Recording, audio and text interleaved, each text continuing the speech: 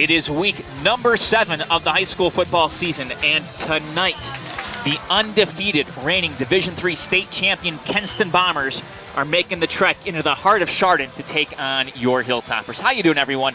Matt Jaworski, Jamie Ward with you. And Jamie, this game has been marked on the schedule, on the calendar of the Bombers for quite some time. Absolutely, Matt. It's been 358 days since these teams last met, and it's been 358 days since Kenston has lost a football game. So the Bombers, obviously, this is a game that's very important to them. For the Hilltoppers, obviously this is a playoff game. A win tonight puts them right back into the type of season that they were hoping for, and it's just going to be really the best game Geauga County has to offer this season. It has been an up and down season, you can argue, for the Hilltoppers. They've had issues turning over the ball. Tonight, they cannot afford costly turnovers and penalties if they hope to once again upset the Bombers. With that, we're going to pause, step away as we enjoy senior night festivities for the band members. And then after that, we will have all the opening game ceremonies, plus the start of this one here on GTV.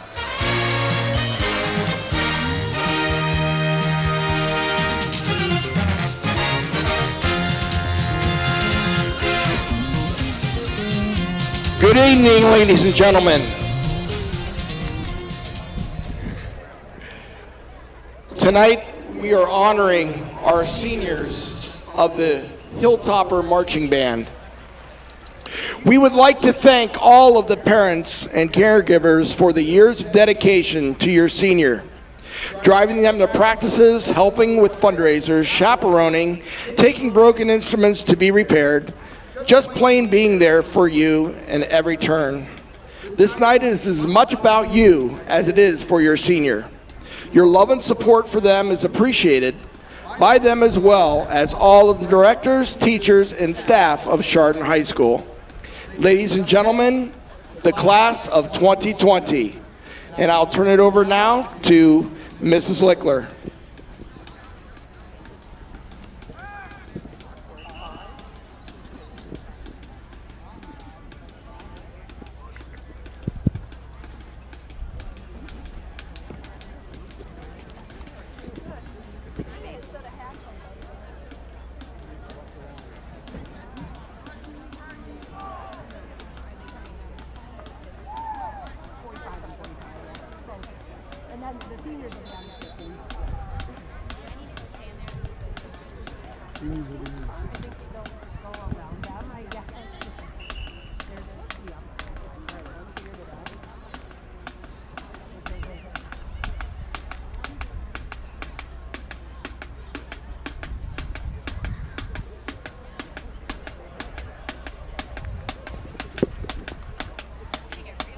Tonight is not only our senior recognition night, but also our parent recognition night. We truly appreciate all of our parents and seniors. We have a very strong band program, and without the leadership of our seniors and the dedication of all of our parents, we wouldn't have the band program that this community does. So thank you to everyone for all of your support.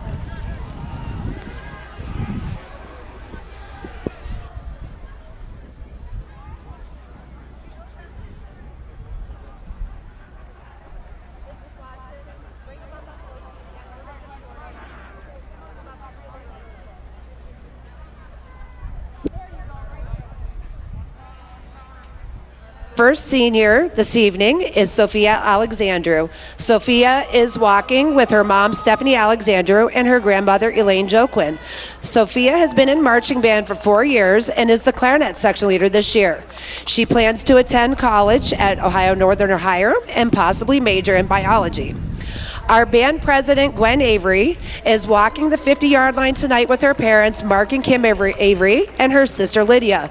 Gwen has played trumpet in the marching band for 4 years and has served as a squad leader and section leader. Gwen plans to attend either Mount Union or Ohio Northern to major in medical laboratory sciences. Our next senior is Evan Baker, who is escorted tonight by his parents, Scott Baker and Melanie Baker. Evan has been a member of the drumline for 4 years and plays the quints. Evan plans to attend a 4-year college and major in mechanical engineering. Emma Bile is our next senior, and she is walking the 50 tonight with her parents, Aaron and Lori Bile. Emma's been in marching band for 4 years as a member of the saxophone and sousaphone sections. She has also served as a squad leader. Emma plans on attending Kent State with a major in chemistry and a minor in music. John Bresnay is being escorted this evening by his parents, Barb and Marty Bresnay. John has been a member of the Hilltopper Marching Band for 4 years in the trumpet and drumline sections. He plans to work in the field of automotive collision repair. Our next senior, Nick Bross, has been a member of the tenor saxophone section for 3 years, serving as a squad leader and a section leader. Nick is walking the 50 this evening with his parents, Jeff and Lisa Bross. Nick plans to go to a 4-year college for chemical or corrosion engineering. Our next senior is Sarah Conway, who is being escorted this evening by her mom, Linda Conway, and her dad, Bill Conway. Sarah has been a flute player in the marching band for her entire high school career and plans to attend a 4-year college for computer science. Dylan Dwyer is walking the 50 tonight with his mom, Rhonda Dwyer, and his dad, Michael Dwyer. Dylan is a 4-year member of the Hilltopper Marching Band in our saxophone section and has served as a squad leader. After graduation, Dylan plans to immediately get a job and join the workforce. Our next senior is John Ellington, and he's been a member of the Hilltopper Marching Band for 3 years as a member of the drumline. He is walking the 50 with his parents, Catherine and Morgan Ellington. After high school graduation, John plans to attend college and major in engineering. Mitchell Owaska is being escorted tonight by his parents, Lisa and Darren Owaska. Mitchell is a 4-year member of the sousaphone section and has been a squad leader, section leader, band vice president, and stand leader. After graduation, he plans to attend The Ohio State University and study finance, and hopefully become a member of the OSU Marching Band. Our next senior, Robbie Frank, is also a 4-year member of the CHS drumline and is walking the 50 tonight with his parents, Lisa and Dan Frank. After graduating from CHS, Robbie plans to attend Lakeland Community College for an associate's degree and then transfer to another college to complete his major. Grace Gasper has been a top rep for 4 years and is being escorted tonight by her parents, Mark Gasper, Sandy Gasper, and Randy Bach. After graduating from high school, Grace plans to attend college and major in interior design with a minor in math education. Our next senior is Logan Gillis, who is walking the 50 this evening with his parents, Jennifer and David Gillis. Logan is a 4-year member of our trumpet section. After high school graduation, Logan plans to immediately find a job and join the workforce.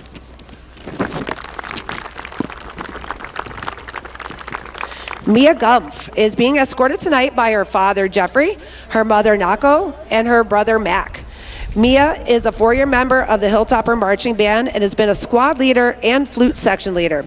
After CHS, Mia plans to go to a 4-year college and major in computer science. Our next senior is Ken Leach, who is walking the 50-yard line with his parents, Gina and Scott Leach. Ken is a 4-year member of the drumline and has served as quad squad leader and drumline section leader. After graduating from CHS, Ken plans to attend film school. Isabel Marinchik has been a member of the Topperette line for 1 year. Isabel is escorted this evening by her mom, Julie Yale, and her dad, Brad Marinchik. After high school graduation, Isabel plans to go to college and major in either business or politics. Our next senior is Meredith McKeon, and she's a 3-year member of the drumline. She's walking the 50-yard line with her parents, Patrick and Teresa McKeon. Meredith has served as the snare drum squad leader and plans to attend a 4-year college to minor in film and major in biology.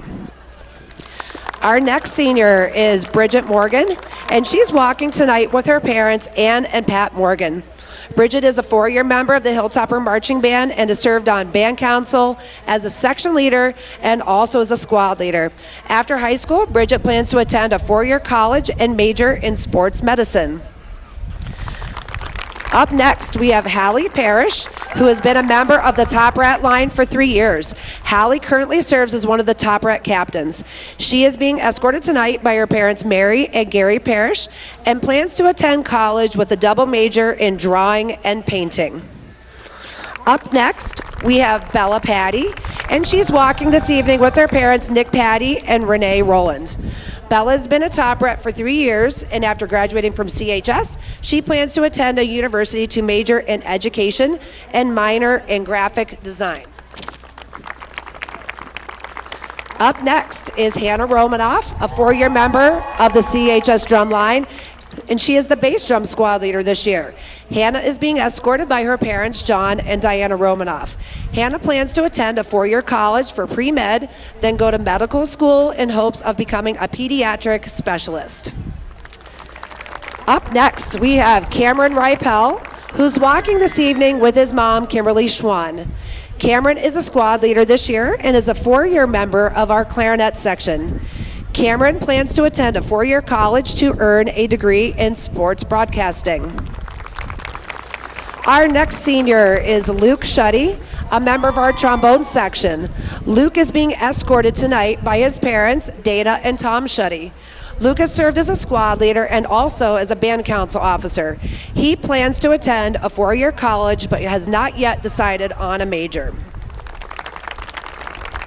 Noah Toscano is walking the 50 tonight with his parents, Matthew Toscano, Heidi Bear, and his stepdad, Mark Bear. Noah is a 4-year trumpet member of the marching band, serving as a squad leader and section leader. Noah attends Auburn Career Center in the Advanced Manufacturing Program and plans on working in this field or possibly going to college for engineering. Last but not least, our final senior tonight is Jocelyn Williams. She is being escorted by her parents, Nicole Morrell and Troy Williams. She's been a Top Rat for 4 years, and after graduation, Jocelyn plans to go to art school in Savannah, Georgia to major in 3D animation. Ladies and gentlemen, please give a huge round of applause for the Hilltopper Marching Band class of 2020. Ladies and gentlemen, under the direction of Mark Bear and Michelle Watson, Topperette and Majorette advisors Debbie Staple and Caitlin Sanders, we proudly present the 2019 edition of the Chardon Hilltopper Marching Band. Led on the field tonight by drum major Anna Gertzner, with head majorette Grace Large and Topperette co-captains Hallie Parrish and Louisa Piotrowski. We would like to thank Heidi Bear and Rhonda Dwyer for their countless hours of volunteering as uniform parents, along with the many other parent volunteers making sure our Hilltoppers look their best, as well as the great parents who volunteer for snack parents and chaperone duties. You are greatly appreciated. Thanks to all others who have helped to bring to you the best band in Northeast Ohio.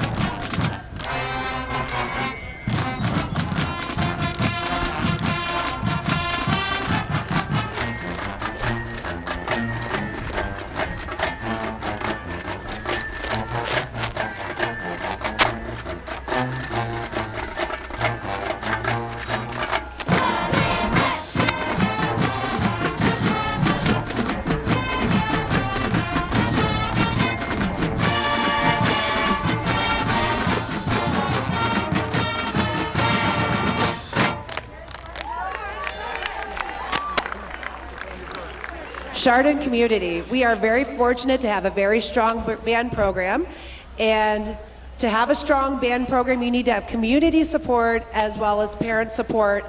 And tonight, we recognized our seniors, but just as important tonight, we recognize all of our extremely important band parents, from getting their kids to lessons before school in 5th grade, to getting instruments, driving them to band practice, paying their activity fees, just being supportive.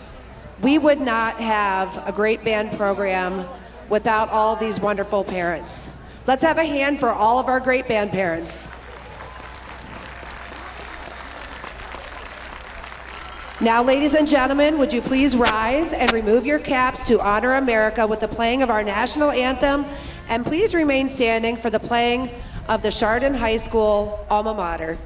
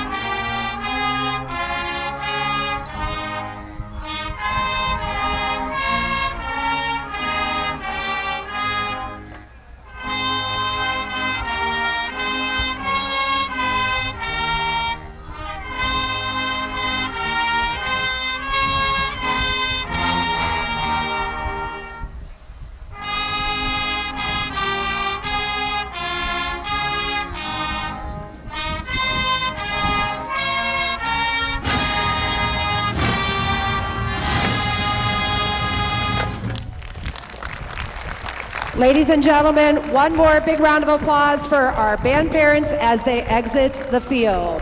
Thank you very much, band parents. Thank you for your continued support. And now would you also rise for the playing of God Bless the USA?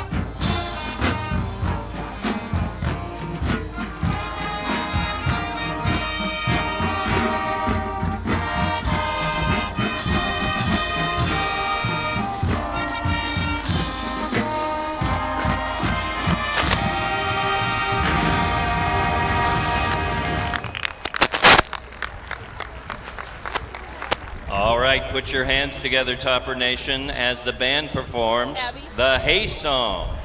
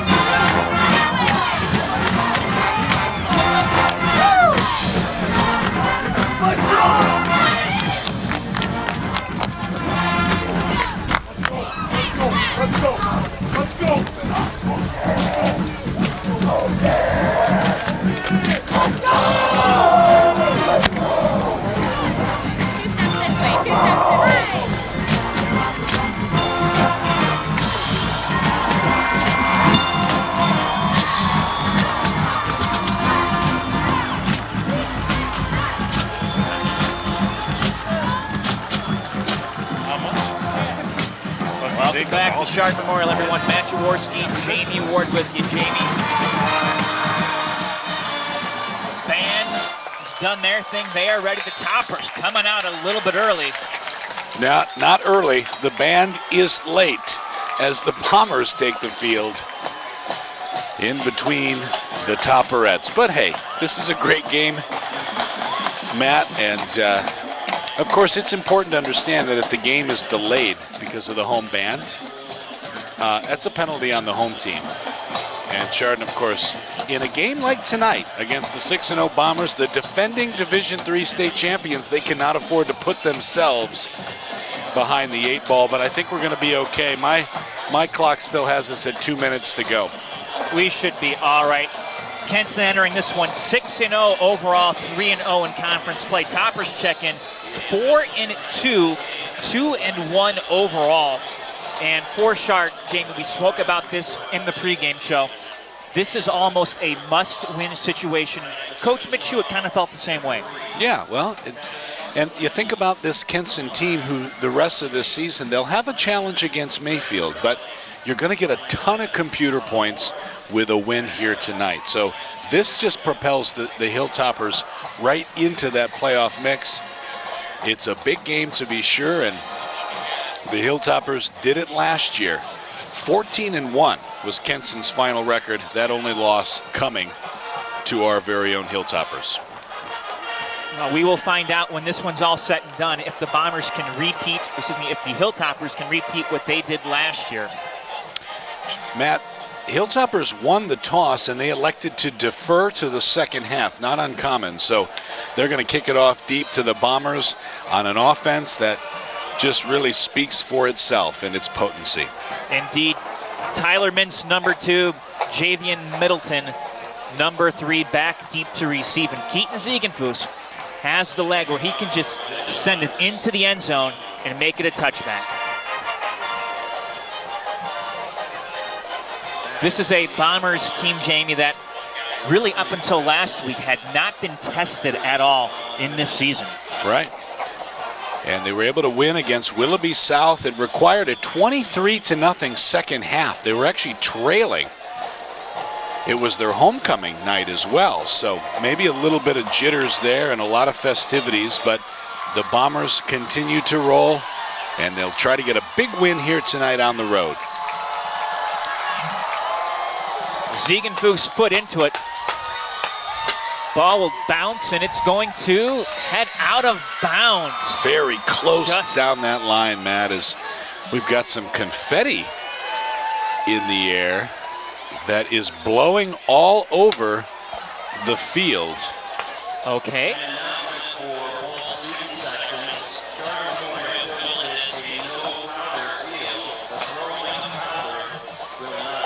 As you know, it was the parents who are blowing off those confetti, and it's now all over the field. We've had 2 strange things happen tonight before a snap was even taken. Well, buckle up, Matt. Is it Halloween? It feels like. Is it a full moon's the question, but there's no moon tonight. Clouds everywhere. Well, Chardon defense is out on the field up against John Tomkowczyk, the senior QB. Tomkowczyk going to send 3 receivers out to the far side, 1 near side. Porter is in the backfield. That snap. Tomkowczyk going to throw it down the field left side, and it's going to be incomplete, but a number of flags come out on the coverage. DJ Bowman there, guilty. Never turned his head around. Let's take a look at this Kenston offense real quick, Matt. That offensive line is going to go Jeremiah Jones at left guard. Todd Gruden is the right tackle. Cale Doyle is the right guard. Justin Schrader is in the middle at center. And George Sell, all 6'4", 265 of them, is a very prolific left tackle. We talked about Tomkowczyk. We'll talk about Jack Porter in the backfield. And we'll talk about these wide receivers, which I will name after this snap. Bombers now going to send Tyler Mintz near side. He will line up with Middleton. Looks like that's Ryan Miller alone. Well, check that, 2 receivers on the far side. They're going to fake the handoff and then... Another bad snap. Yeah. Tomkowczyk just had to take a knee. Back to back as Tomkowczyk is from the gun. These wide receivers, very talented. Matt, Tyler Mintz leads the group as the senior. He's number 2. Javion Middleton is another senior. We'll talk a lot about him. Ryan Miller's a tight end / wide receiver. 2nd and 15 from the 45. Bombers, 3 receivers left side, twins near side. Tomkowczyk getting a call in from the sideline. Looks like it's going to be an audible. Barks out the snap. Good snap. Feeling some pressure. Throws it away. He had a hot man coming in Cade McDivitt. Untouched and lucky to get that off, Matt. We'll talk just a minute, too, about J.P. Germano, who's a sophomore, caught a touchdown, big touchdown last week that put his team over the top. And we're going to talk, these 4 Bomber wide receivers are going to be very active, as we've already seen, Matt. 3 throws on the first 3 snaps. 3rd and 15 now from the 45-yard line. Twins near side, 3 receivers to the left again. Tomkowczyk from the gun. No score early on in this one. Bombers looking to convert a 3rd down. Tomkowczyk, 3-step drop, going to throw over the middle. Is caught at the 45, down inside the 30, the 20, the 10, and into the end zone for a touchdown is Tyler Mintz. Wow.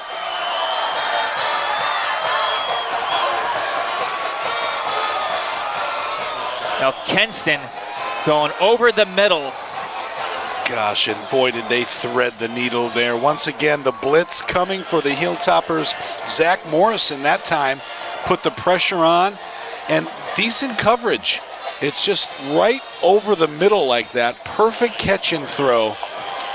And that is what we expect from this Kenston offense. A 65-yard touchdown reception gives the 55, beg your pardon, thank you, Jamie. Has given the Bombers the early lead. They'll attempt to tack on the PAT. Here's Blake Torres. Kick is up, and it is good. So with 10:49 to play, the Bombers take an early 7-0 lead. Well, Matt, as always, we could not bring you GTV without our funding communities, and we can't say that enough. If you're not one of these communities, then you just don't have a chance to watch us now in our 24th season here on GTV. And as always, we'd like to, again, extend thanks to all of those communities, including those not funding tonight's contest, for their year-round support. They are Burton Village, Chardon Township, the City of Chardon, Middlefield Village, and Munson Township. Thanks again for supporting GTV. And thanks to all of our viewers as well, whether you're watching us on replay over the weekend or maybe listening to us live in your home.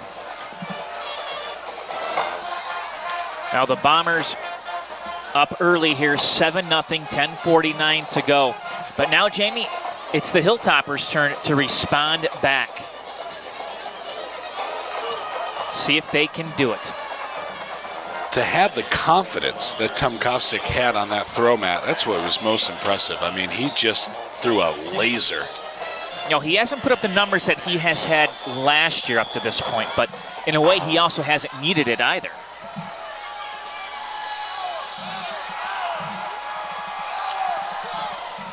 Torres, a line drive kick, going to go into and out of the end zone. Toppers will start at their own 20. Kicker's always important, and Blake Torres now for the Bombers is a senior. You remember last year on their extra points and field goals, the Bombers had a girls soccer player, which is really not that uncommon anymore in high school football, but to win a state championship like that, very impressive. Hilltoppers will have to think about their kicking game after this season, no doubt. So here we go, Toppers. With Joey Trevisano in at QB. They'll hand the football off up the middle, and nothing going on right there. Helmet off for DJ Bowman. This Bombers defense, Matt, we talked about it before the game, and actually head coach Jeff Grubich, who's now in his 8th season leading this team, said that this defensive line is the strength of this team. And you're looking at Tim Matty, Connor Kratzert, Eric Dombrowski, and Max Check. Those 4 guys have been great. And you look at how many yards they've given up this season. Very little. So Trevisano will go under center. Traditional wing T. Salka going to be far side slot as the lone split end. They will give the ball to Pettyjohn. Pettyjohn makes a nice cut across the 25, 30 on his feet, 35, spun around down to the 40, first down, Toppers. That stutter step by James Pettyjohn, the junior, Matt. He comes in leading the team with 295 yards rushing. Hilltoppers up front tonight. TJ Finger, Nick Fay, Dylan Friend, Jarrett Hall, Jesse DiSapeta. Tight end's going to be Thomas Fowley and Nathaniel Salka.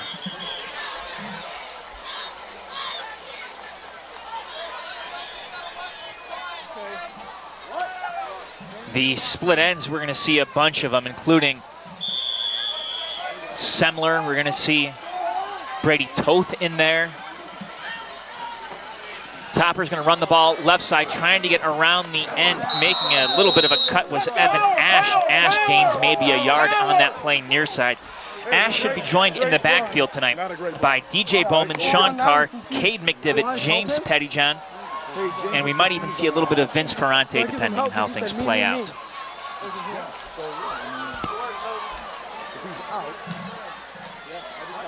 This is a good sign for Chardon because they huddle up. Kenston's not going to huddle much tonight, Matt, but they want to move that clock. Trevisano going to give it to Bowman. Stutter steps, pushing his way across the 45 to the 46. Gains some decent yardage, going to bring up about 3rd and 5. Boy, you look at how many Bombers in on that tackle. Let's take a look at these linebackers as well. You've got Logan Vargo. He leads the team in tackles. Alec Kalenik is another junior. Frank DeMarco and Anthony Velocchio are those linebackers with Michael Payton. 3rd and 4 for the Hilltoppers. Ball marked on their own 46-yard line as they work their way right to left. Salka in the QB position, going to go up the middle. Bombers snuffed it out, it looked like that time. No gain, Matt. What do you do here on 3rd and 4? Very close to midfield. Well, we're about to find out. The offense looks like they're going to be coming off the field, Jamie. I like it. You know, there's no reason to panic here early on. You got to play 4 quarters of football. And if you can't stop the Kenston offense in the first quarter, you have no chance of winning anyway. Well, and you hate to give them a very short yardage field position, too, to begin with. Well, Mintz back deep to receive. Ziegenfuss looking to run and then punch the football high. It's a not so good of a kick from Ziegenfuss. Wondering maybe, Jamie, if they're going to be setting something up for a little bit later on with the way that he faked the punt on that one. That was interesting. Ziegenfuss, of course, is a defensive back. So Kenston they'll keep pretty decent field position, as they're only going to net about 20 yards. Well, we've also seen Keaton play a little bit of split end as well. Yeah. So, I mean, he certainly can play almost anywhere in the field. And you talked about it. Chardon tonight maybe throwing a lot of things out at Kenston to try to change him up. And that just, it's like a chess game to a certain extent. 1st and 10 Bombers from the 35. 3 receivers to the right, 2 to the left. Tom Kufsick looking to go straight ahead, makes a nice cut near midfield, and Tom Kufsick brought down on the 45 of Chardon for another Bomber first down. Actually, that's their first down. They had one earlier on a pass interference penalty. And the Hilltoppers. Our referee coming over to the Chardon sideline. Head referee tonight is Kevin Selecki. Matt, it's his 41st year officiating, and the strange thing about that is he started as a teenager. He doesn't even look 60. Our umpire, Ron Bate. Our head linesman, Fred Rebelli. Line judge is Tim Ward. He officiates every sport there is. And the back judge is Mike Verricchio.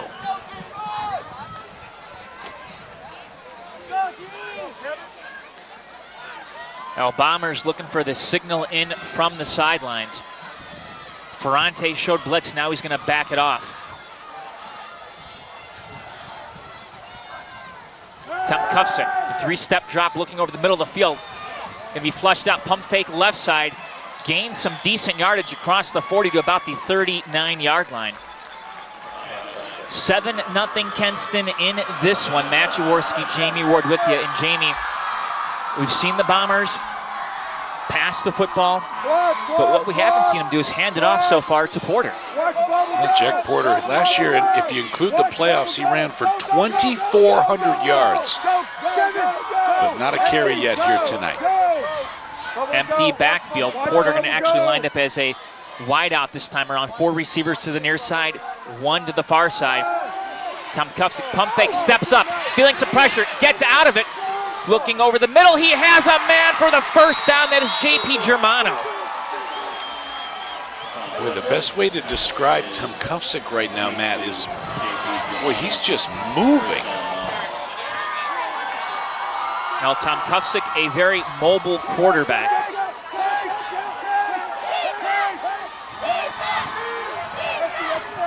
Bombers hurrying up to the line. And now they'll sit and wait. You look at what he's done this year, though. He's had 15 attempts for 77 yards, but he hasn't had to really run that much. Well, he's been pressured tonight. Quick throw over the middle. It's caught near the 25. Then Topper's going to force him back.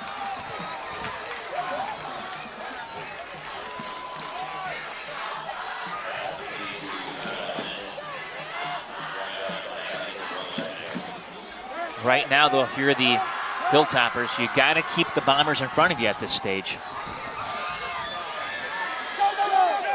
They've had nice pressure up front, but they are dealing with an elite quarterback right now. Middleton, Mintz, Germano, Porter to the near side, and the sophomore, 5'5", 200-pound Ryan Miller alone on the left. They're looking to Miller, gets it over the middle at the 15-yard line. Nice tackle by Ziegenfuss, but it's enough for another Bomber first down. Perfect throw and a perfect catch by Ryan Miller, Matt, who is 6'5", 200 pounds. And the Hilltoppers trying to make adjustments. Difficult to do against this Kenston offense.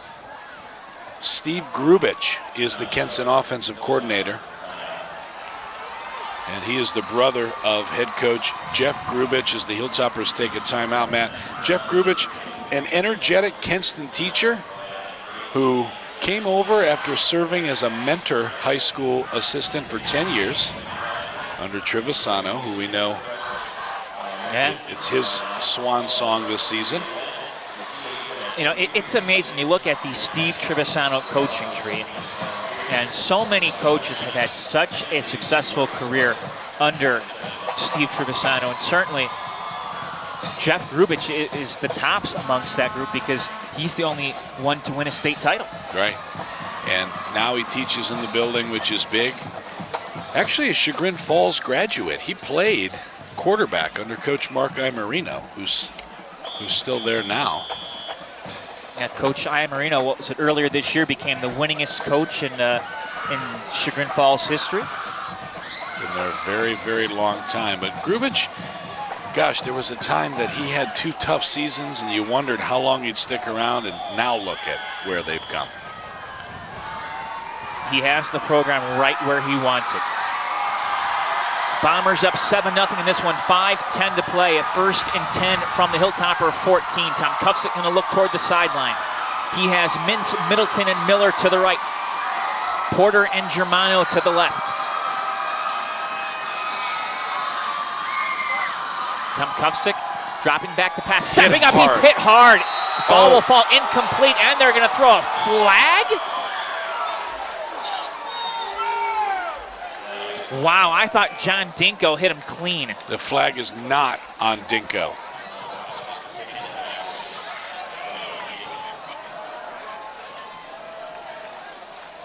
It's a hold against Kenston. So, hey, he's got 41 years experience, Matt. You give that white hat a minute there. That was a tough hit. And, of course, we've seen this now in college football, especially in the NFL. Every single time a quarterback is hit, you never know. We've almost been conditioned, unfortunately. Yeah, I agree. But Tom Kufsick with that huge hit. And it's great to see Dinko deliver, because Dinko, he's another guy that just, we haven't called his name as much as we wanted to. Tom Kufsick going to go left side up to about the 20-yard line where he's tripped up and brought down. Ferrante in on that stop. Boy, Mitch Hewitt, I don't know if you just saw that there. Getting a little energetic on the sideline. He's fired up as we've got 4 guys in, 4 guys out for the Hilltoppers. With such great depth, Brian Landis, the defensive coordinator, up in the box. It's 2nd and 17 for the Bombers from the Hilltopper 21. Tom Kufsick dropping back, looking to throw right side, ball in the air. Mintz all alone, touchdown Bombers.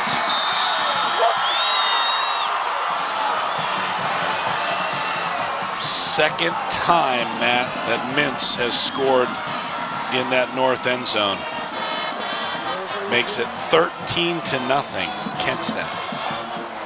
And he was open, great separation. Tyler Mintz is not a young man.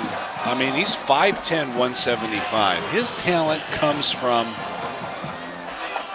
work ethic and just being a scrappy young man. Mintz, that's his 9th touchdown of the season now. He entered this game 34 receptions for 558 yards, about 16.5 yards per reception. Extra point makes it 14. Matt, and what's also clear is that he's got a rapport with Tom Kufsick, and boy, that's about all you need with this offense. You look at that, you look at the hands the young man has. He's sure-handed, but most importantly, he's got breakaway speed and runs very good routes. 2 of them look like they're playing backyard football on Thanksgiving Day. It was something last year, Jamie, in covering Kenston in the postseason, talking with Tom Kufsick, talking with Jeff Grubich about Tyler Mintz, and that was one of the things that they brought up, was his ability to run good routes. And he does Tyler does what's asked of him. And I hate to say it, but it's not oftentimes that you hear that anymore from a lot of high school football players. And he's also one of the leaders on that defense, so he plays both ways. So the Hilltoppers, Matt, boy, they find themselves here in a hole in the first quarter. Not to be unexpected, really, but how do you respond? That's the next question. Now we will find out. Torres going to be a bit of a shorter kick. Going to be fielded at the 1-yard line, up to the 10, 15, and about the 20. That's where the Toppers will take over. Pettyjohn with the return, and Chardon now down 14-0, down by 2 scores. Jamie, it looks like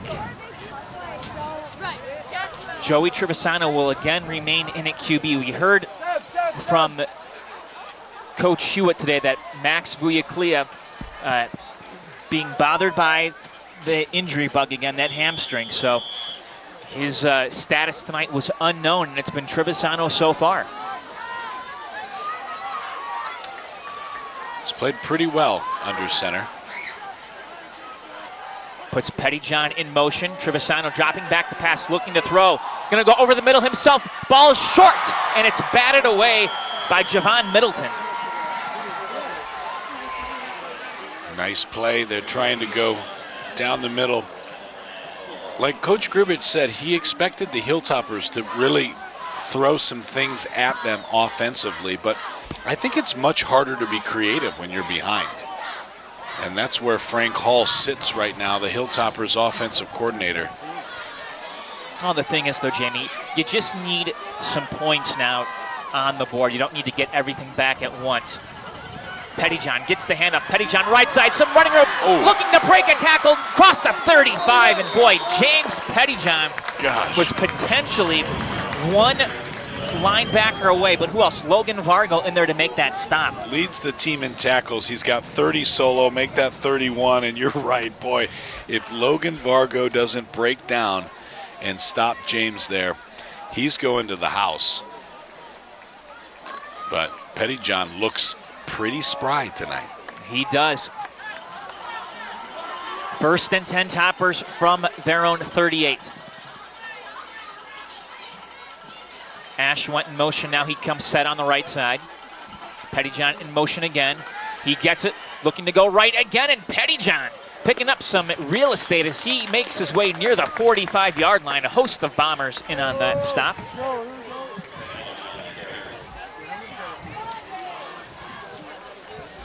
Hilltoppers really with an entirely new backfield when they entered the season.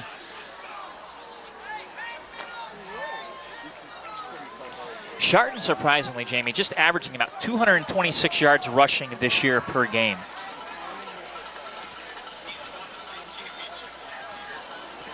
They're going to hand it off again up the middle, and very close to the first down marker was DJ Bowman.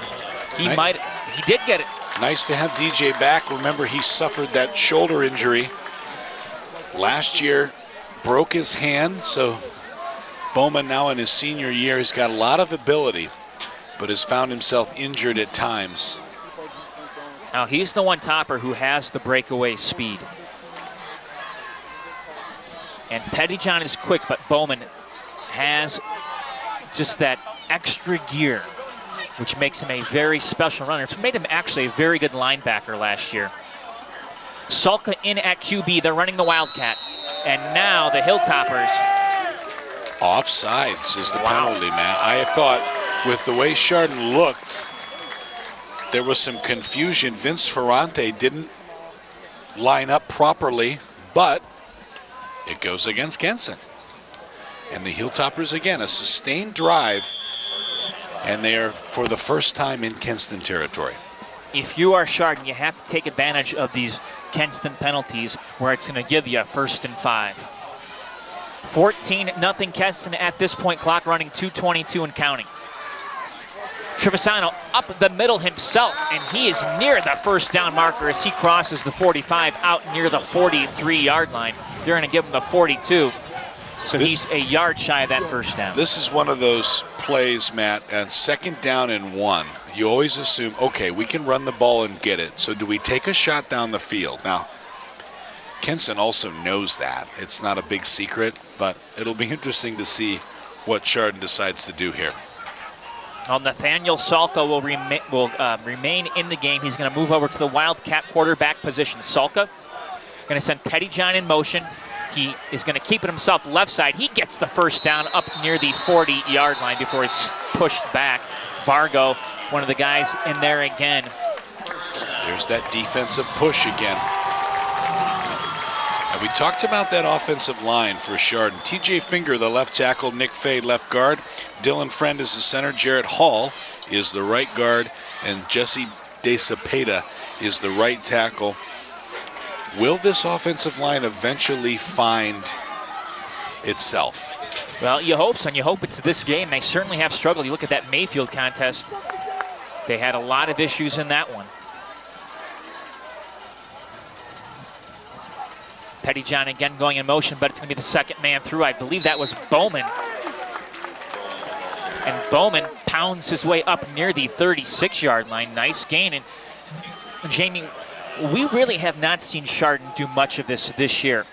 It's been a consistent 4 or 5 yards per run early on here in this one. Yeah, and Pettyjohn has led the way so far, but DJ's done well too at fullback. Toppers will have a 2nd down and 6 now from the Bomber 37-yard line. And officials going to stop the clock.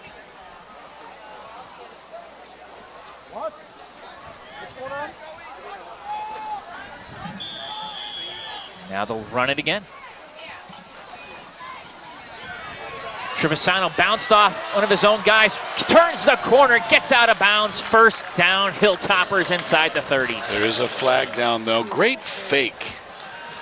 It's one of those beautiful fakes that Chardon quarterbacks, the best ones, do so well, but it's coming back. Holding. Now the Hilltoppers, penalties have been a problem for them this year. So far tonight, they just had the one pass interference call, and that was it up until that holding penalty. But one of the things that they have to deal with is this coaching staff teaches them or coaches them to block until they hear a whistle. And you don't get that in a lot of other schools, and sometimes that actually is what will cause that holding penalty to be thrown. Bowman looking to turn it left side. He could not do it. Maybe a yard with the forward progress, but now 3rd down and long. And if I'm Chardon here, honestly, Matt, I might be thinking, and that was probably going to end the first quarter. It is. They should take a minute. Maybe we try to pick this up in 2 chunks and make this 4-down territory. But right now, Matt, it's been the Tom Kufsick to Tyler Mintz show. 2 big strikes have the Bombers on top 14-0.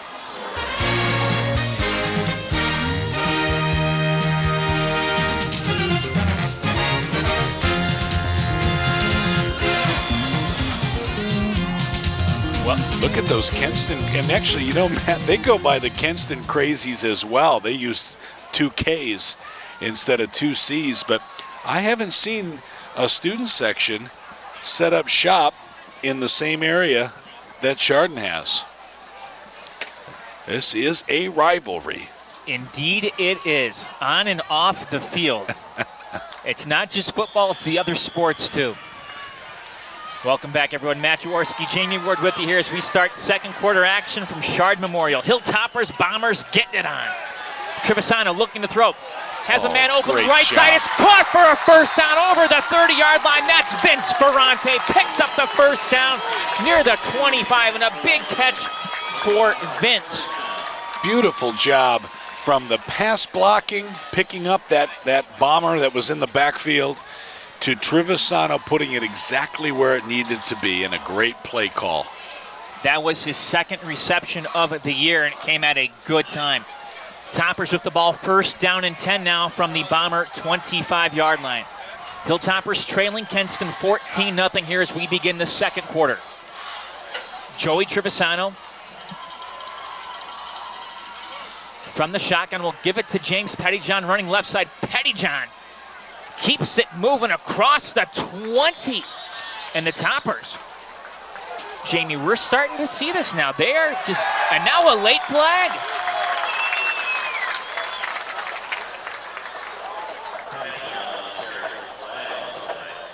Our head referee throws it in late after the play, and based on the crowd reaction, yes, it is. It's a half at the distance of the goal against the Bombers.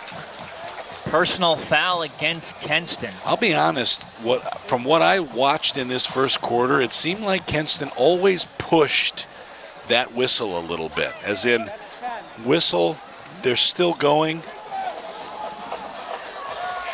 Just sort of what I had seen. 1st and 10 Hilltoppers from the 11, so they can get a first down if they get down to about the 1. They would love to get in the end zone now. Trevisano hands it off. Pettyjohn coming right side, breaks a tackle on his feet toward the end zone. Is he in? Touchdown Toppers!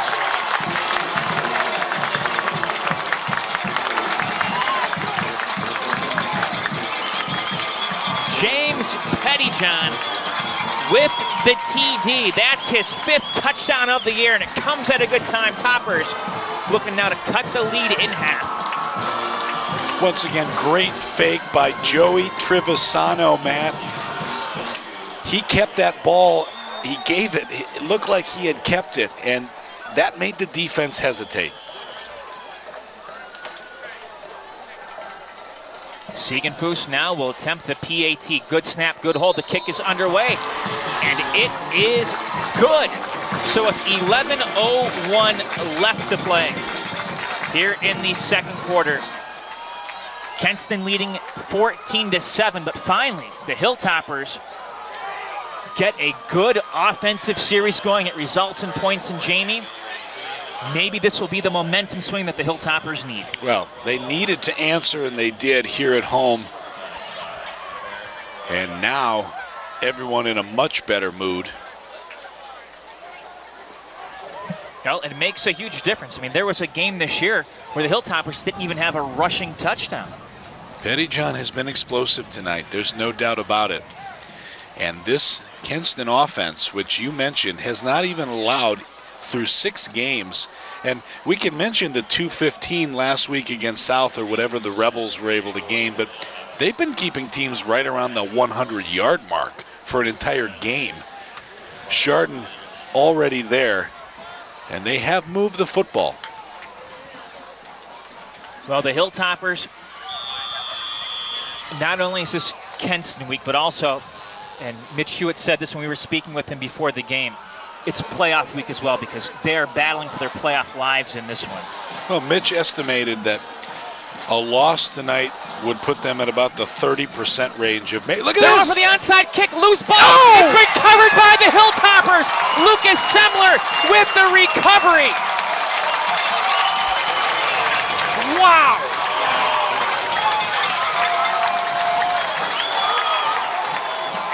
That is one of the most exciting plays in football.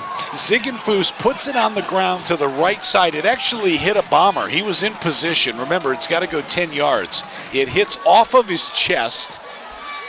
He's not a member of the hands team, don't forget. Not in the second quarter. And right into Semler's, right into his hands. Beautifully executed. Well, and there was another Hilltopper there, and I couldn't see who it was, that also made the hit on that return man as well. Yes, perfectly timed. So Chardon back out on offense. Pettyjohn again has it across the 40, down near the 35-yard line, and Chardon is feeling it. You look at James Pettyjohn, Matt. This young man is 5'9", 155. So he's fast and he's strong, but he's also low to the ground. And you can get hidden, especially in this offense. Jamie, I'm going to even go another route. That's a low center of gravity, which makes it even harder to tackle. Yeah, he is. He's putting some real dekes on as well. Toppers, 1st and 10 from the 36. Bowman gets the call, and Bowman up near the 30-yard line. Boy, Chardon is now exerting themselves. We've been waiting for this, Jamie, from the offensive line now for 7 weeks to see them really come out and be physical and have a physical game. And they picked a good night to do it. You talked about momentum. No better way to switch that around than an onside kick. And when Coach Grubert said they're going to throw everything at us, that's what he meant.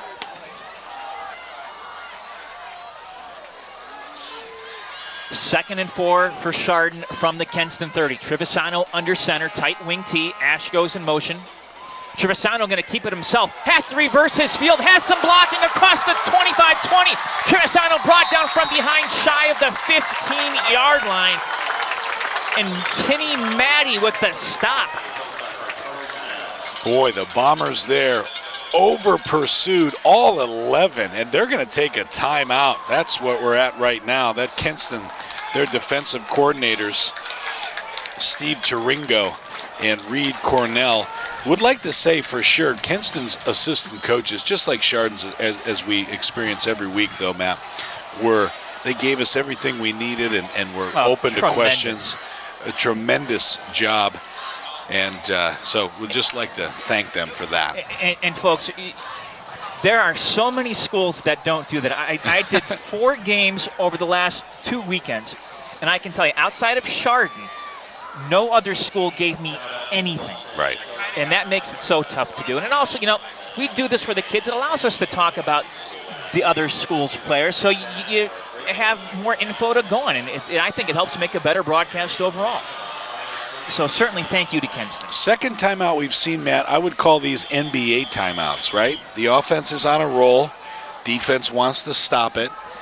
And maybe basketball timeouts is a better term. But these are trying to stop the momentum, and that's what Kenston is trying to do right now. Well, Kenston, this is really the first time this year that they have been challenged like this. You look at Willoughby South, and it's a team that's going to really beat you through a air and pass combination, but Chardon is just doing it all on the ground. Pettyjohn, right side, Pettyjohn, 10, 5, did he get in? No, stepped out of bounds about the 1.5. That play was almost exactly like that first touchdown. Pettyjohn, he likes to run to the right side. We've seen that now in both quarters. The Hilltoppers have been having a lot of success running around the right side, period. Will we see Sulka? Not yet, but this is where that Wildcat offense can really pay dividends. Well, this might be a situation where Trevisano may take it himself. We'll see. Trevisano hands it off to the left side, and it's a touchdown for the Hilltoppers. Bowman goes in standing up, Matt, from 2 yards out. And just like that, in 1 minute and 20 seconds, the Chardon Hilltoppers are 1 extra point away from tying up this football game.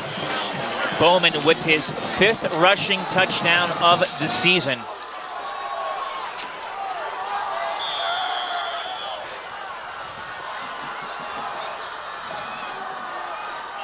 That kick is up, and no doubt about it, it is good. With 9:42 left to go here, we've got a new ball game on our hands, 14-14. Jamie, I'm going to ask the most obvious question. They wouldn't do it again here on this kickoff, would they? There is a penalty flag down. I mean, I would think not. Remember, Kenston has not been stopped offensively, so. And there's a personal foul against the Bombers. And I don't know what that sign is. I do know that Dave Jebnikar is going to send us an email Monday morning to let us know. So it's going to be assessed on the kickoff. My apologies. That's a big assessment on the kickoff. So now, do you try it again because you've already got the field position, or do you let Ziegenfuss kick it about halfway up into the Chardon Crazies? You know, I would do that, Jamie. I want to see Kenston start from their 20, make the defense work a little bit here. The offense has been doing a lot. See what the Topper defense can do.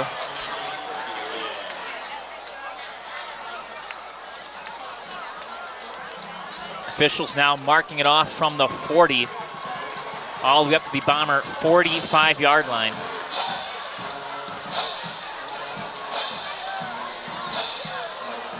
And this has been quite the first half. It looked like it was going to be all Kenston, but then Chardon put a good, solid drive together, got on the board, recovered then an onside kick, marched right down the field again, and now it's 14-14.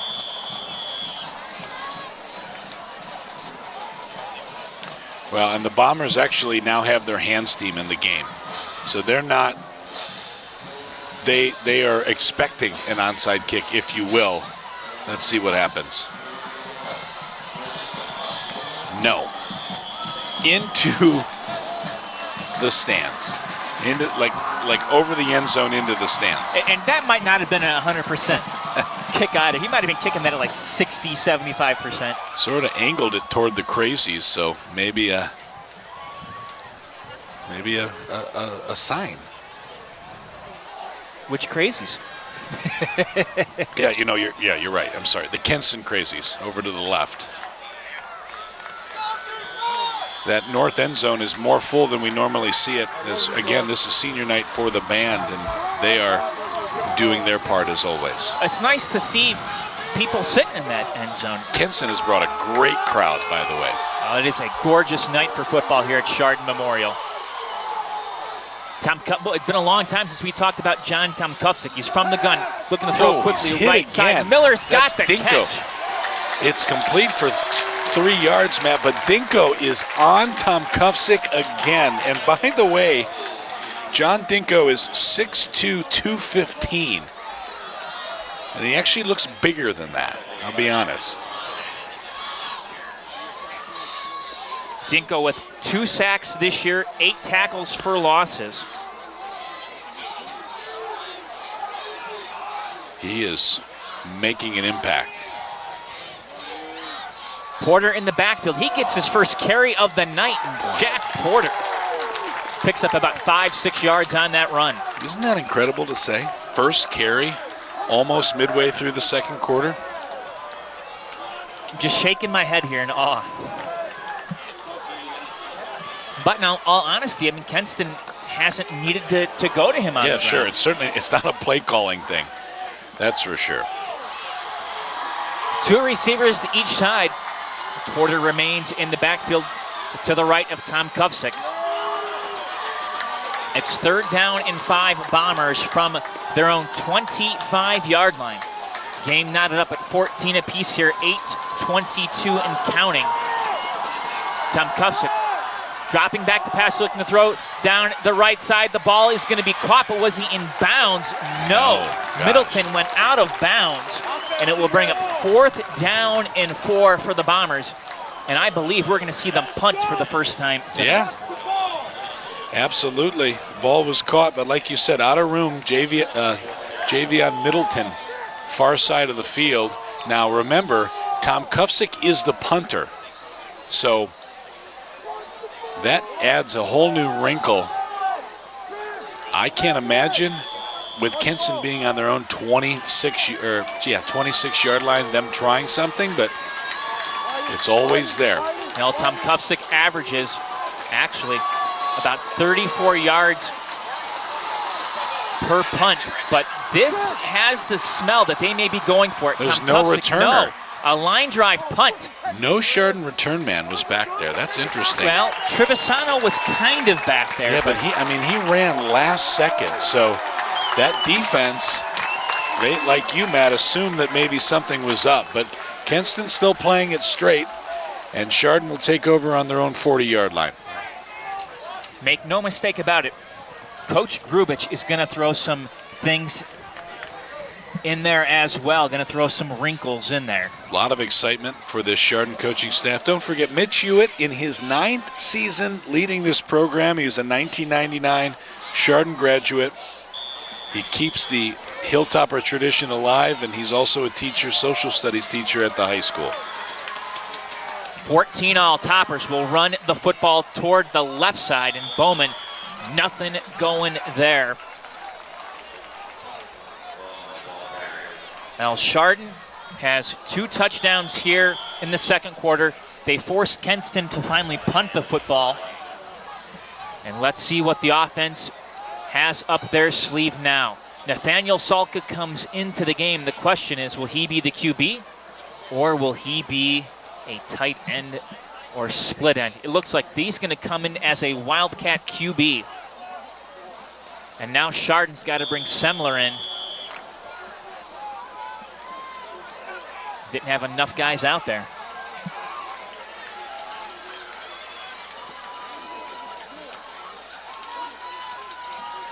Pettyjohn, right side. And Pettyjohn, no go there. He couldn't turn the corner. We'll bring up 3rd and long for the Hilltoppers.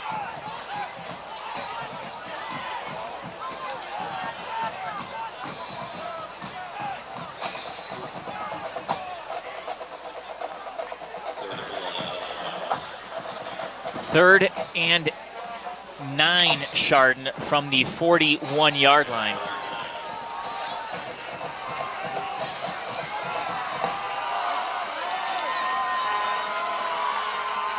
Trevisano feeling some pressure, stepping up, avoids one tackle, looking to throw down the field. He's got a It man. is going to be broken up. Good coverage by the Bombers. That was Tyler Kostrenik. Unbelievable, Matt. And Brady Toth leads this Hilltopper team in receptions. He's got 9 catches this year for 211 yards. And that was a good throw. It's just really just great closing coverage. Now with a 4th down and 9, the Hilltoppers in punting formation.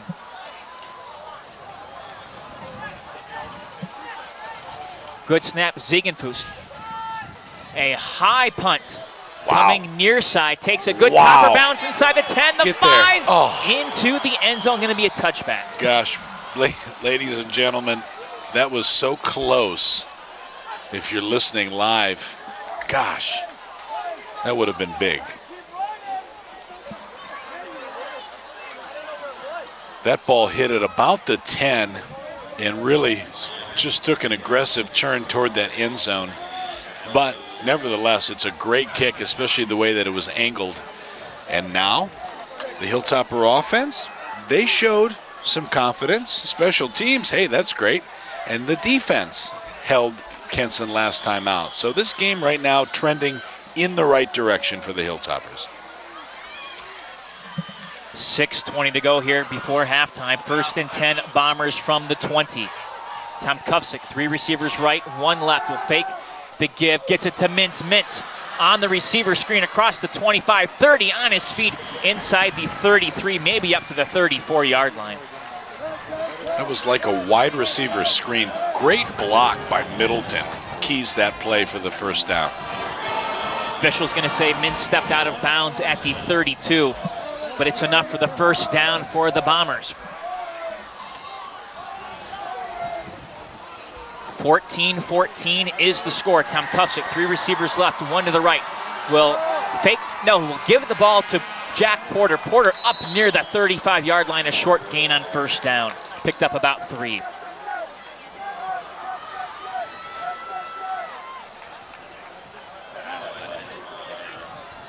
Ferrante, one of the guys in there to make that stop, and Bombers quickly back to work. Miller, Germano to the left side. Middleton and Mintz out to the right. Porter to the left of Tom Kufsick, who's in the gun. They will hand it off to Porter, reverses his tracks. 40, 45, near midfield where he's tackled after a big gain for the Bomber 1st down. That's a very strange run. He turned his back on the line of scrimmage, but that's the type of athlete that Jack Porter was. Mendezun in there on the stop.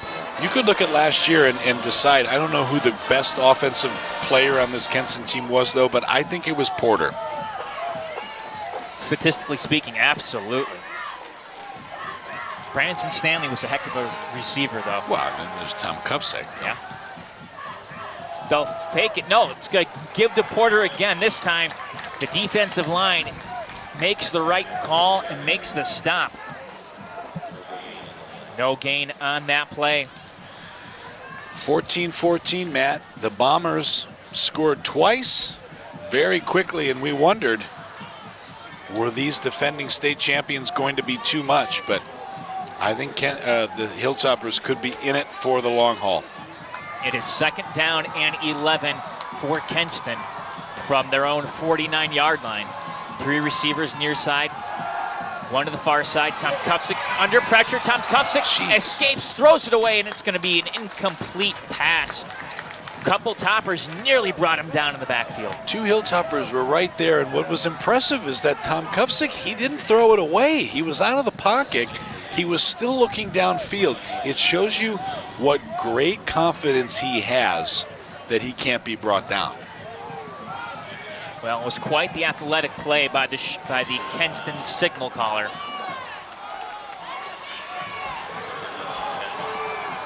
They're bringing up 3rd down and 15, actually. They must have ruled he either stepped out of bounds, Jamie, where that ball was spotted, so it's a 3rd and 15 from the 45. Tom Kufsick over the middle. The ball's caught by Mintz, spinning around on his feet, right side, breaks a tackle, 30, 25, Mintz 20, where he's taken down. And Tyler Mintz with a huge catch and moves the Bombers inside the red zone. DJ Bowman in on the stop. And Bowman coming off, boy, favoring that left shoulder. Once again, Tyler Mintz.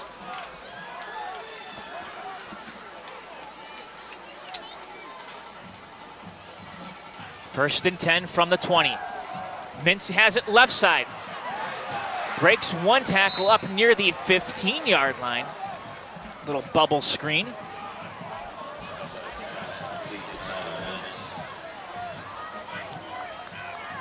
Well, you look at these receivers. You've got Mintz, who's 5'10", Miller, who's 6'5", Germano, 6 foot, Middleton's 5'9", and then you got Porter, who's 5'10".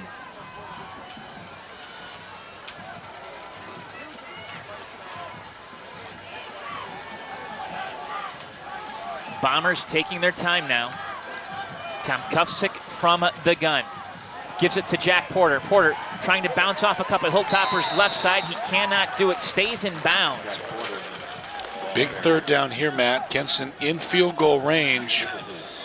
And this is the first time we've seen them sustain a drive. No big hit yet for them.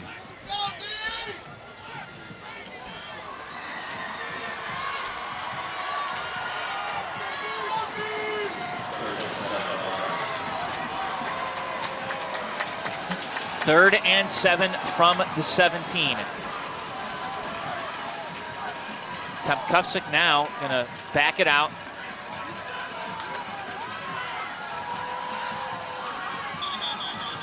And now the Bombers will be calling a timeout. Second charge timeout for Kenston, and that coaching staff didn't look very happy. Hey, don't forget, we're starting our 24th year here on GTV, and Matt, what was our first contest? I know the answer. Do you want me to give it away? Yeah. Volleyball. It was the Huskies and the Badgers. 1996. Gosh, we were both still in high school. I hate to tell you this, Jamie. Busy week, though, coming ahead as our fall sports season starts to wind down. We look forward to a bit of a break. We have one more football game on our schedule, Chardon and Madison. That's senior night here at the end of October. But, of course, the Chardon High School Fall Music Concert. We've got 2 candidates nights to bring you. Don't forget, in November, we've got a special election and a very special issue here in Chardon, issue 21, which is the bond issue. And Matt, this is a big play for the Bombers. Indeed it is. 3rd and 7 from the 17. 3 receivers to the right, 1 to the left, that's Germano. Porter to the left of Tom Kufsick, who's in the gun. Here we go. Tom Kufsick, 5-step drop, looking to throw right side. Toward the end zone, it's picked off! Hilltoppers get the turnover, they stop Kenston!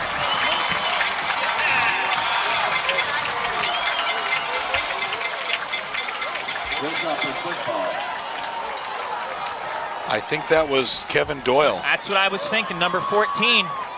Far side of the field.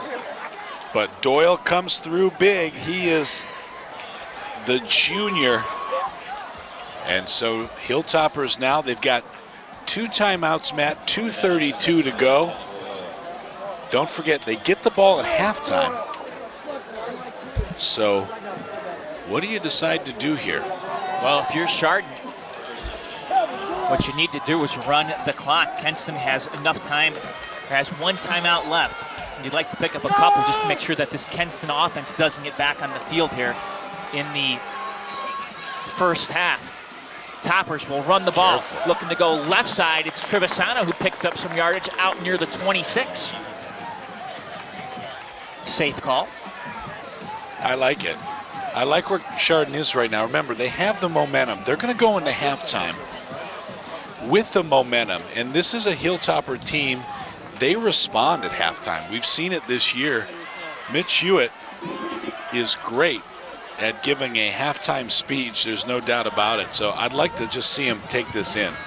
Second and 4 from the 26. Pettyjohn trying to turn it up the field and get the first down. He's keeping his legs moving, but he's going to be a wee bit shy of that first down mark. Going to bring up third down and about 3. Clock running now, about 1:40 to go in this one.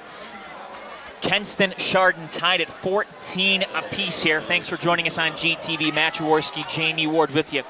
Jamie, this is going to be a huge play on third down and 2.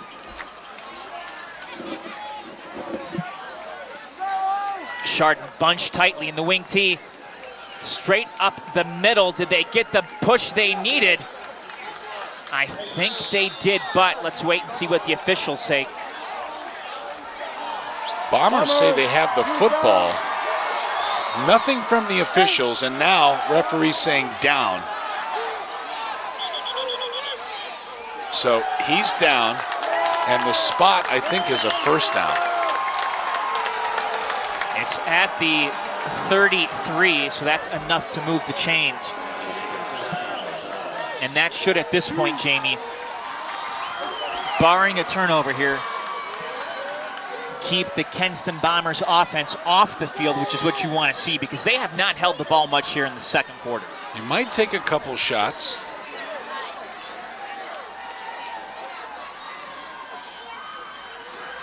Trevisano They gonna do. pitch it to This is Toth. Brady Toth Toth. He is a quarterback. looking down the other side, gonna throw it away. And Jamie, that is the play that they used, the last second play to defeat Kenston last year in Kenston. Really? Yes, it was. It was Toth who threw that ball. And we have a penalty against the Hilltoppers. I missed it. Probably an illegal man. What? Oftentimes with these trick plays, you get something. Doesn't seem to be a major penalty, so I believe it that's was okay. an eligible man downfield.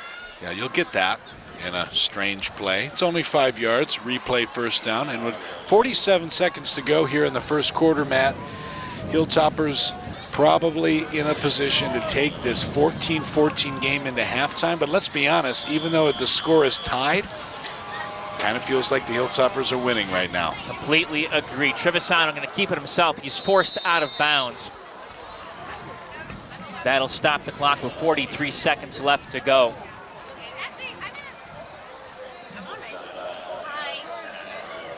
Time still on Chardon's side at this point in time, Jamie. Kenston with one timeout left here. 14-14 all, and now Toth comes back into this one. Gonna line up as the split end to the far side of the field.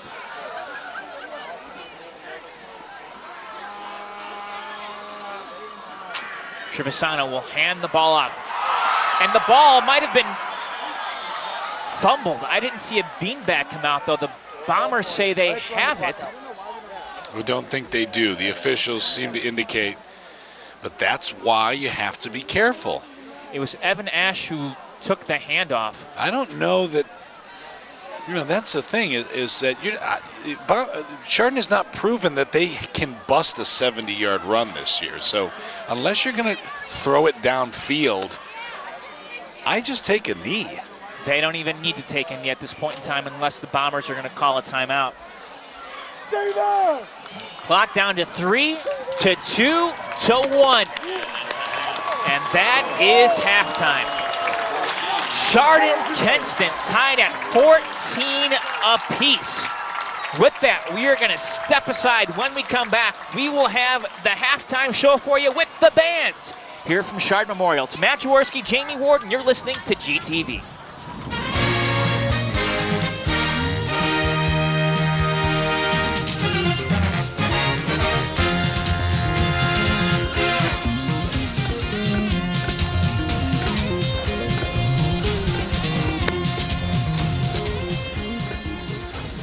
Ladies and gentlemen, under the direction of Mark Baer and Michelle Watson, Topperette and Majorette advisors Debbie Staple and Caitlin Sanders, and being led onto the field by our own drum major and birthday boy, Will Squires, we proudly present the 2019 Chardon Hilltopper Marching Band.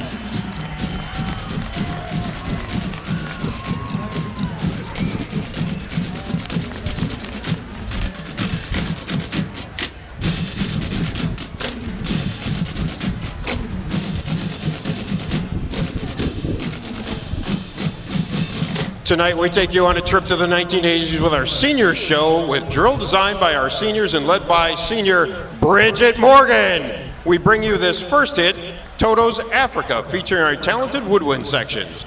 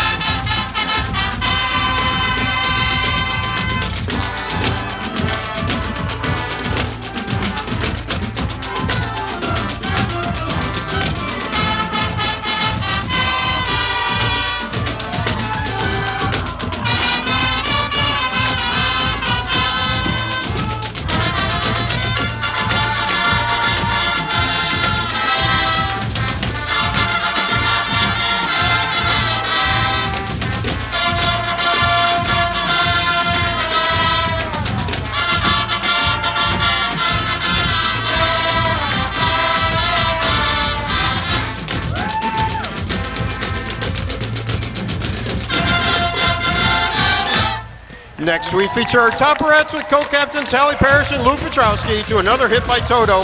Here's Rosanna.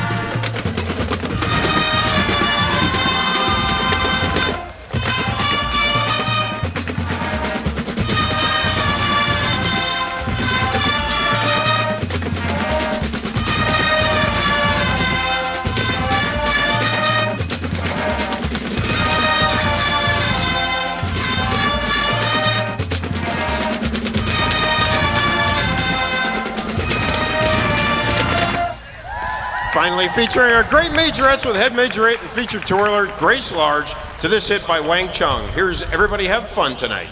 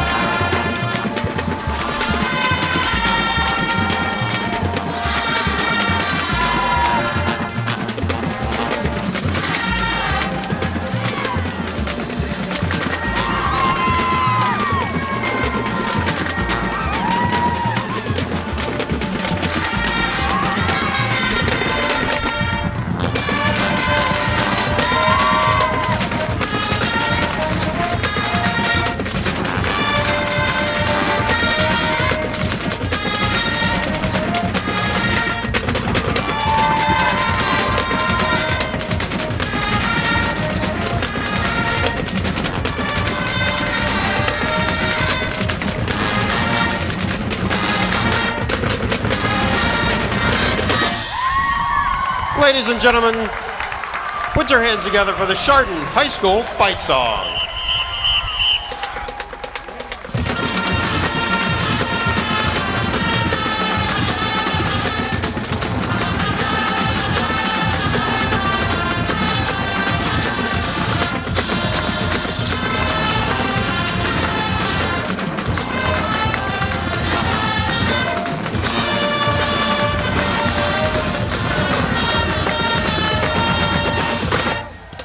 Ladies and gentlemen, your 2019 Chardon Hilltopper Marching Band.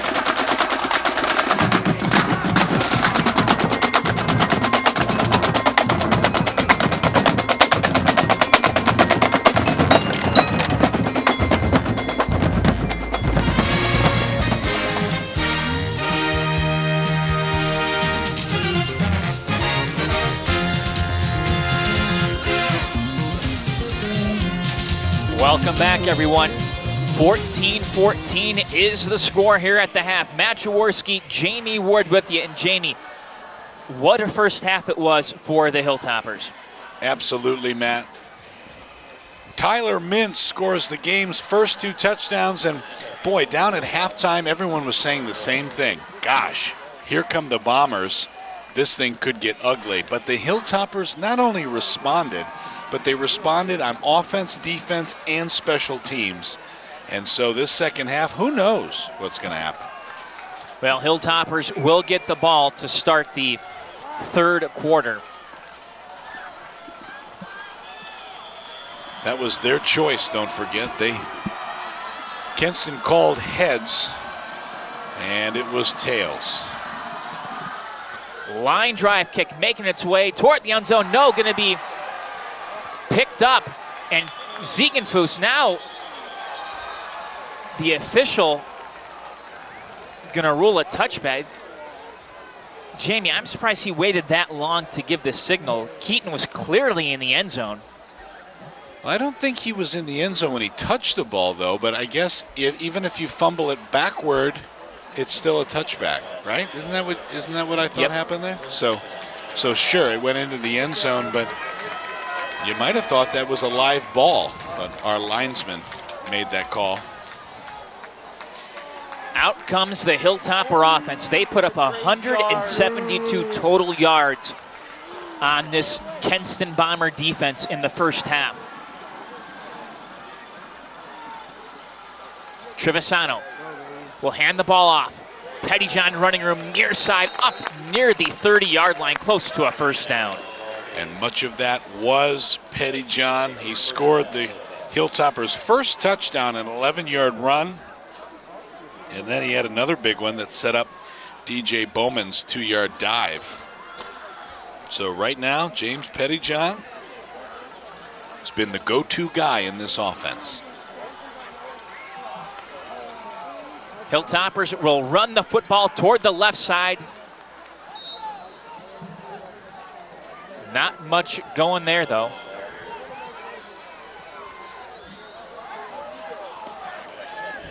Jamie, you look at what Kenston has done from a defensive standpoint this year. Their third game of the year against West G, they gave up 197 total yards of offense. Last week against South, 217 total yards of offense. Right now, the Hilltoppers are in third place on that list, and it's only halftime at 172.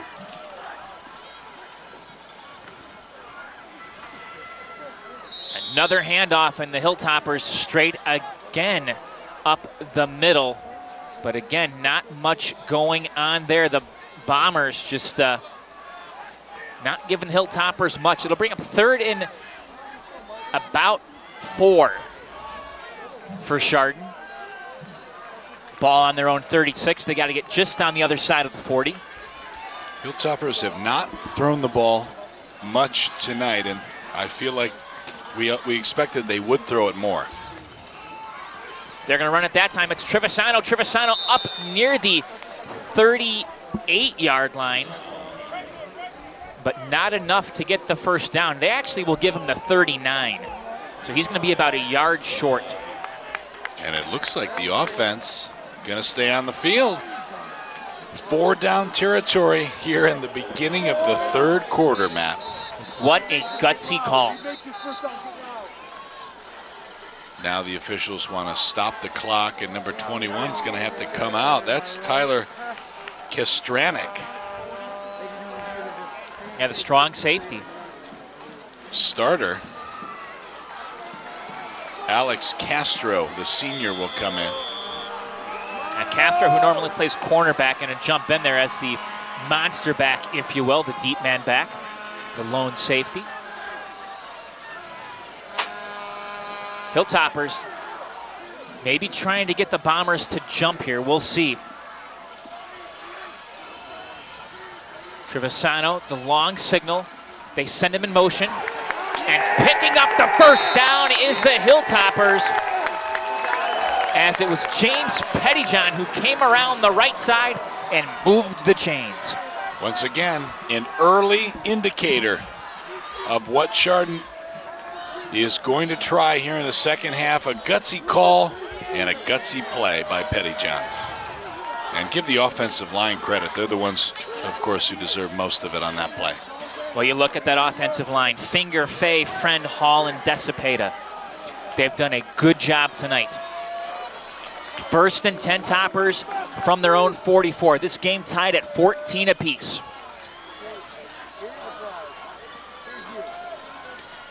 Hilltoppers will run the ball again. It was Bowman up the middle, and Bowman nears the 49-yard line. Now they'll move it back, check that to the 48. Hilltoppers right now controlling the line of scrimmage. And we talked about this Kenston defensive line and how good it was. Coming in, Coach Grubich thought it was the strength of the whole team. And they've got some big men up front. 2nd and 6 from the 48. Salka fakes the handoff, going left side. Salka initiating contact, is driven back. Boy, he was hit hard by Logan Vargo. Salka, though, going to get the first down. The Bombers have decided, Matt, and yeah, that was a wonderful play. I just noticed, and this is interesting, number 77, George Sell, who is their star left tackle, and I mean star, yes, Division I caliber player. He's now on the defensive line. Now, Sell going to be going to Wake Forest. He's not even listed as a potential defensive lineman on the roster. Shows you just how much this game means to them. Left side making a cut. Trevisano across the 40 on his feet. 45, 35 down to the 30-yard line. Boy, Joey Trevisano, a nice move there to get outside. And the Hilltoppers, Jamie, we're starting to see it now. They were playing the game up the middle, then a little bit right. Now they're working it to the left side. And that was Kastranik, actually, again, who had come off for a minute. He made what was essentially a touchdown-saving tackle. Trevisano had only one man to beat, but give Tyler some credit for the Bombers. It is first down and 10. Chardon now on the Kenston 32. Trevisano will work his way right side, and Trevisano was wrapped up and dropped after a couple-yard gain.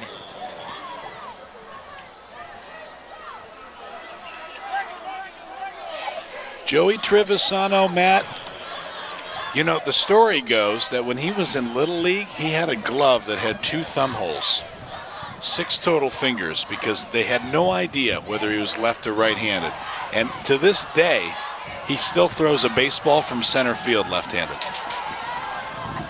Right-handed quarterback. Well, Salka is now in the gun. Wildcat formation for the Hilltoppers.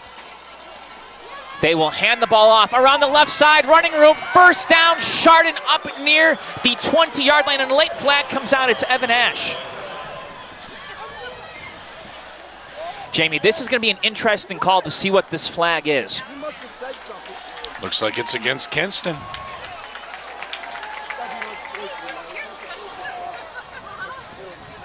Personal foul. That's a helmet? No. It's against Chardon.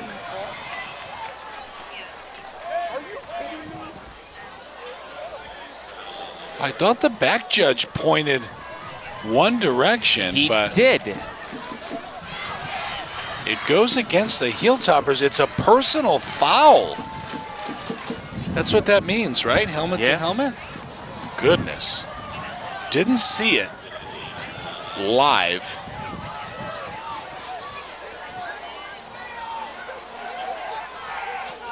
You don't see that call a whole heck of a lot at the high school level. Must have been pretty flagrant. Well, Brady Toth checks in as the split end near side. Trevisano stepping up in the pocket. He's going to be dropped for a loss. Boy, he got sacked. And it was George Sell in on that stop. Now, part of the problem, too, Matt, between the penalty and now the sack, we're out of Keaton Ziegenfuss's range. Well, I don't know if many teams, much less the Hilltoppers, have a play here for third down and about, what is that, 20?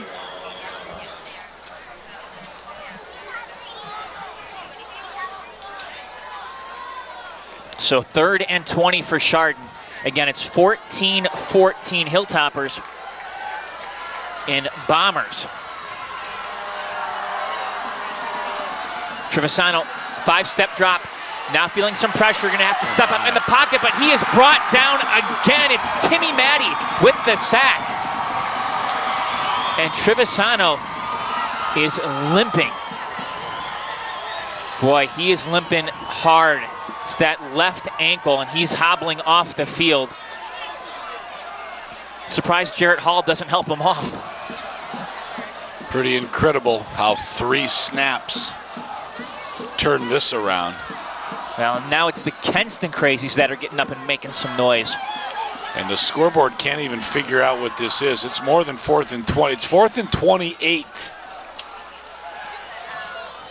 And now Max Vuaclia loosening high snap. Ziegenfuss steps up. Jeez, he shanked it. Second time tonight he's done that. Jamie, normally he does not run. He just takes a couple steps and boots it, but we've seen him multiple times tonight come out of, I guess I'd call it the pocket, and kick the football. Make that the 4th snap, with the Hilltoppers putting together a very impressive 70-yard drive, and then a penalty, 2 sacks, and a shanked punt. And here come the Bombers. Well, it has just taken all the air out of the home side here at Chardon Memorial. With 5:28 to play here in the third quarter, the Bombers will take over the football for the first time this half. It is Chardon 14, Kenston 14. Thank you for joining us on GTV. Mintz gets the ball, looking to go end around right side. Tries to bounce outside. No, he is stopped by the Hilltopper defense for a loss. Nice job tackling there. There's at least 3 guys in there. So hard to give any one credit. Was a great team effort. Ends up being a 2-yard loss, Matt.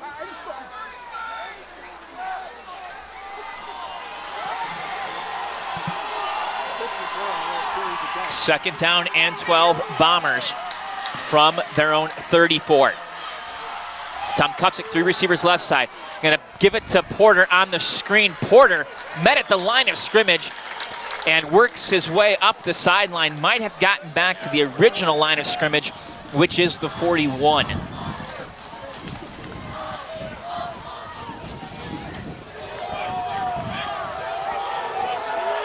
They're actually gonna say he just got past the 40. So it's 3rd and a long 11.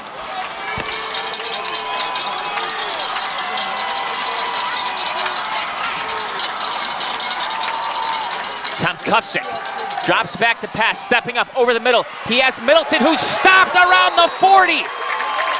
Good defensive effort by the Hilltopper secondary. And making that stop was the linebacker, Caden McDivitt. It's going to be 4th down and about 5, Matt. Remember, Tom Kufsick is the punter, so they don't have to bring a special teams unit out here. And now Chardon isn't quite sure what they're going to do. Well, to top it off, Trevisano. Is that him back out there? And again, Yes, it nobody is. deep. Yeah, he looks to be fine. Tom Kufsick, a good punt, goes over Trevisano's head, will bounce at the 10 to the 5. Is it going to get into the end zone? They try to stop it. Waiting for a call. They did. Wow. At the 1. What a job. And see, that's the problem. Tom Kufsick, Trevisano's playing safety, so sure, he's the likely return man, but at the same time, he can't get deep enough to make that catch. And Tom Kufsick there, line drive punt over his head. And, well, where's Gary Parrish, our official statistician, when you need him? Or Chris Berger, for that matter, over on the other side. But from where Tom Kufsick is standing, that's a 65-yard punt. Well, it means Chardon is pinned back on their 1. They need 99 yards for pay dirt. 1st and 10, Chardon. Hilltoppers trying to just move it forward. And they're going to say a safety. The Bombers get a safety on that play. They had one last week, Matt, against South. Kenston's defense picks up 2 points here with 3:12 to play. Well, the Hilltopper special teams turned this game around with that onside kick, and just like that, Kenston's punt and now defensive effort gives them a 16-14 lead. Chardon has never led in this one, and Kenston, they had a 7-0, then a 14-0 lead. Hilltoppers came back, got 2 touchdowns. One was a Pettyjohn 11-yard run, then a Bowman 2-yard run to tie this game up at 14 apiece. But that safety by the Bombers makes it 16-14. And Jamie, you go back to that stalled Hilltopper drive. The defense did its job, but that was, unfortunately for Chardon, I mean, they were moving the football, but then that penalty and then 2 sacks. Now, the penalty forces you to throw the ball, which is how you get 2 sacks. And I don't have any idea who that call was on or where. If you get a helmet-to-helmet call like that, Matt, normally that's on the defense. It's very strange for that to be an offensive penalty. so Chardon has elected to punt the football. I think they have to, don't they? The free kick? Well, you can I think you have to free kick it. you can also let it bounce and then kick it on the bounce. Now, I want you to, Forget what that's called. when they did this to South last week, they had an unbelievable return as well, and it was Tyler Mintz who did it. Well, Mintz lost it. He muffed it at the 33, trying to get his blockers behind him, and Mintz brought down shy of the 40-yard line. The Hilltoppers caught a break there when Mintz could not cleanly handle that punt. Yeah, and that's nice coverage because typically on that free kick in that type of situation, you're left with really good field position. Still pretty good field position, but could have been worse.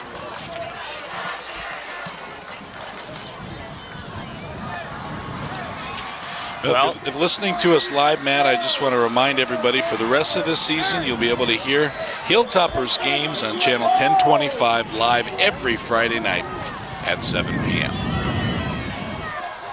Back comes the Bombers, 1st and 10 from their 40. Tom Kufsick, 3 receivers left, 1 to the right side, Porter to his right as well. From the gun, the fake to Porter, Tom Kufsick coming out left side, and Tom Kufsick brought down from behind by Nathaniel Salka for no gain. Great job by Salka, who already as a sophomore is being called a Division I caliber athlete. We know what a great basketball. Well, I was going to say, in what sport? Right, exactly. But honestly, I think that Nathaniel may prefer football. We know what Alex and Ben did. We'll have to ask Frank again. I can tell you he's already getting looked at, Matt. 4 receivers in the game for Kenston. Clock running, 2:25 and counting here in the 3rd. Kenston 16, Chardon 14. Tom Cuffs, bit of a high snap, drops back to pass, guns at right side. Ball's going to bounce well shy of his intended retarget, Middleton. And that is a tough pass. I mean, Tom Kufsick is here on the near hash, throwing it across the field 16 yards, trying to get that ball to Middleton. He's human after all. Yeah. 3rd and 10. The Hilltoppers defense looking to make another stand.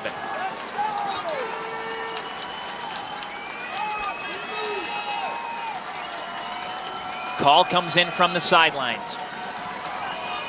Tom Kufsick dropping back to pass, feeling some pressure, stepping up. They got him in the backfield for a loss. McDivitt was there.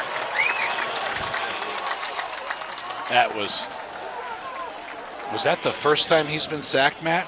Well, Dinko's got him a couple times, but I don't know if it was officially a sack. It was not a sack. Yeah, he got rid of the football, and he did not see that man coming, that young man, from his blind side. That's why that left tackle is so important, and now you got to figure they're going to punt, and they are. Look, see, Trevisano, this time he's back. Well, on 4th and 18, you wouldn't necessarily expect Kenston to go for it. It's a pretty good kick again. Heading toward the sidelines and going to go out of bounds near the 20. Well, at least the Hilltoppers will not be pinned inside their end zone this time to start things off. Just as a quick reminder, as November comes pretty quickly, we will be providing news and information on Chardon Local Schools' effort to build a new 6 through 12 middle school / high school. It's issue 21. And there's so much information that you can get, whether you just Google it, go online, go to GTV's website, be educated, And let's see if we can move this district forward. Toppers 1st and 10 from the 21. They'll go to the run game again. And it's Pettyjohn coming right side. Knocked out of bounds. Couldn't quite tell where he went out of bounds. So they're going to say first down, Hilltoppers.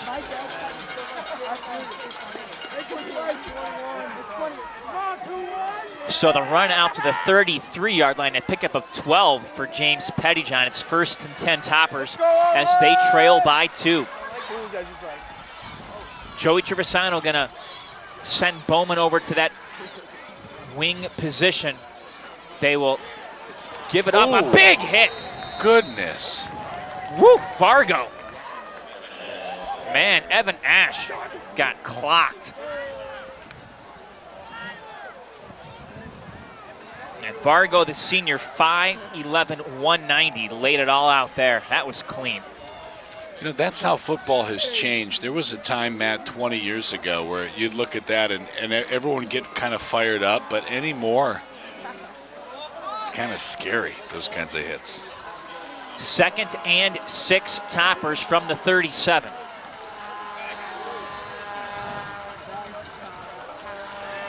They'll fake the pitch. It's going to be a handoff up the middle, and the Bombers snuff it out. It went right back to Ash there. Like it.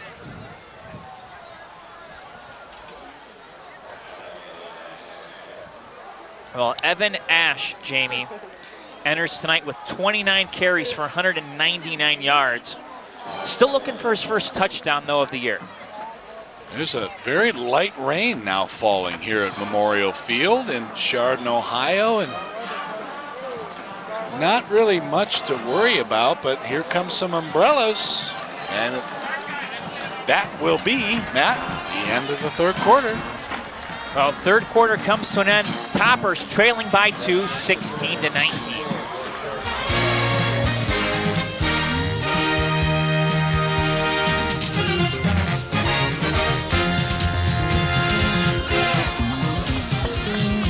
Welcome back, everyone, to Chardon Memorial. 12 minutes up on the clock. We've entered the 4th quarter. Matt Jaworski, Jamie Ward with you. And Jamie, it's 3rd and 4 for the Hilltoppers. They will go again to the ground, and the Hilltoppers have a first down and more down the right sideline. Near the 40-yard line, the Toppers come up big on 3rd down. Kind of got lost in the scrum there, and then he broke through into Bomber territory. And Chardon has had the better offense here in the 2nd half. Well, they have been able to move the football and pick up some first downs. You take those 3 plays away that were a total mess. Chardon has won the 2nd half so far. Toppers a first down and 10 now from the 42. Handoff to Bowman, looking to go between the tackles. Bowman to about the 39. Gain of a couple yards there. Chardon has been a good 2nd half team this year, Matt, as we have a... That's Bowman who's slow to get up. You look at the Hilltoppers offensive points by quarter. Technically, Jamie, it's been the 2nd quarter, 66 points this year, but they've scored 36 in the 3rd, 38 in the 4th. And that is only 6 games, though, because in Alliance, they didn't get a 2nd half. That's right. So those numbers remember that game a little well. skewed. When was the last time we were with you here? Last time it rained here. Looks like it's very, very mild when we talk about rain. Most fans not even feeling it. It's like a mist. Trevisano up the middle, breaks one tackle. Trevisano across the 30, gets the first down. And you got to wonder, are the Hilltoppers starting to wear down the Bombers defensively? It's a good question. And again, Bombers defense has been a strength. And we talked about some of the question marks of this offensive line. Not that this group hasn't been together all year, but we just haven't seen the run attack that we're used to seeing. No, this is the best that they've done all season long. No doubt about that one. High snap, Trevisano able to bring it down. Run to the left side, and Chardon gains a couple yards on that play. It was Evan Gardner, the ball carrier. Wow. Didn't expect to see him in the game. Number 22, the junior, 5'11", 175.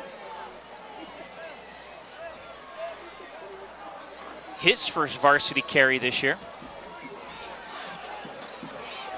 Comes at a pretty big time, doesn't it? No, that's what happens when DJ. Well, he gained 4, 2nd and 6 now from the 26.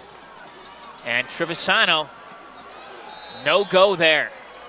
Kenston saw it coming. And that defensive line buckled down and made a stop. Jamie, at this point in time, down by 2. You got to at least get in Keaton Ziegenfuss territory here. Honestly, they're close, but right now you're looking at what is about a 47. 42. Yeah, you're right. 42, 43. 3rd and 6 from the 26. And I think it's Trevisano who had, I can't tell. Trevisano is the ball carrier on the keeper. But they're short. What do you do here? Gosh, and you're on the wrong hash. I think you have to. It's going to be 4th down and 2 Hilltoppers from the 22-yard line. They need to get to the 20. And the offense, Matt, is on the field. It's a smart play. It's a long. And the wind is blowing a little bit too. From the gun. Here we go, 4th down and 2. And the officials running out of the field saying timeout Hilltoppers. Wow. So Jamie, maybe they're going to rethink this now. Maybe we will see Keaton Ziegenfuss. I don't know. Mitch Hewitt calls that timeout. We see this quite a bit. He has a pulse, or he feels the pulse. And when you talk to Mitch after a game, he's going to tell you, hey, that was the play.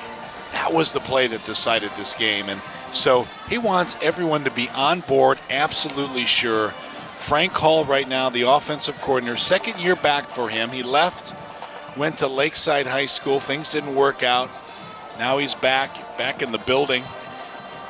And just make sure everybody's on the same page because, again, this is the type of play that decides the game. Well, Jamie, you saw Keaton, and you did the game as he kicked that game winner. That was homecoming.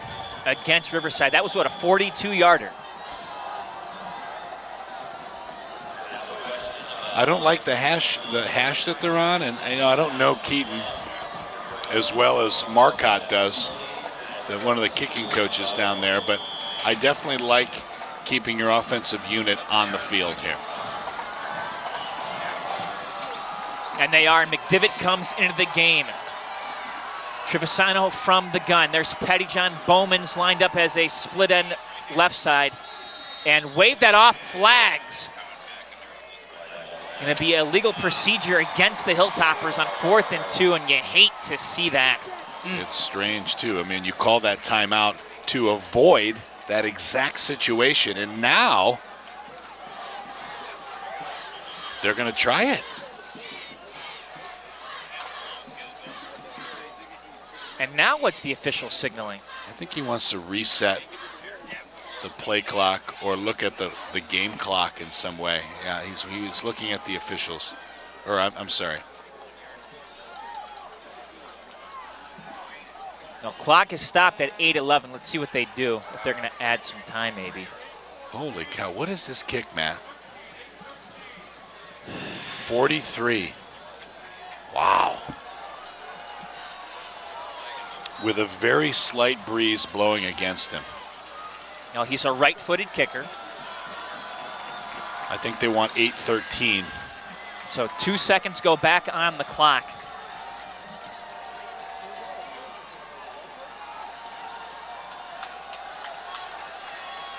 Now, we talked about Keaton as a kicker improving in the offseason. Jeez. He made the game winner against Riverside, and now he's asked to give his team the lead again.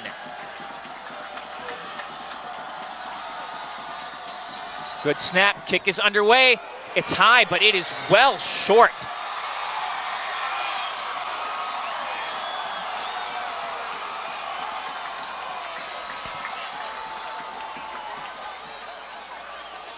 It was short, it was also a little right. And when we talked about being on a more difficult hash, and then the Bombers are now going to take over. They'll take over from the line of scrimmage, not where the kick was attempted. So that's good news. Well, and so, you know, you make the attempt, and Kenston doesn't have great field position here. But you look back, and it's been a couple of penalties that have really sidelined or sidetracked the Hilltoppers offense in the second half. Bombers ball, 1st and 10 from their own 20, up by 2, 16-14. Tom Kufsick gives it to Porter. Porter, right side, running room, 25. Nice move across the 30, on his feet, 35, and Porter up near the 38-yard line. A big Bomber run.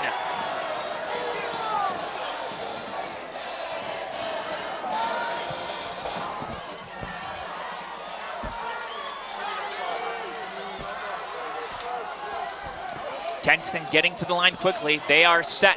Tom Kufsick from the gun. We'll give it to Porter again. Porter again looking to go right side. This time the Hilltoppers have a number of guys there to stop him around the 40-yard line. Pickup of maybe about 3 on that play.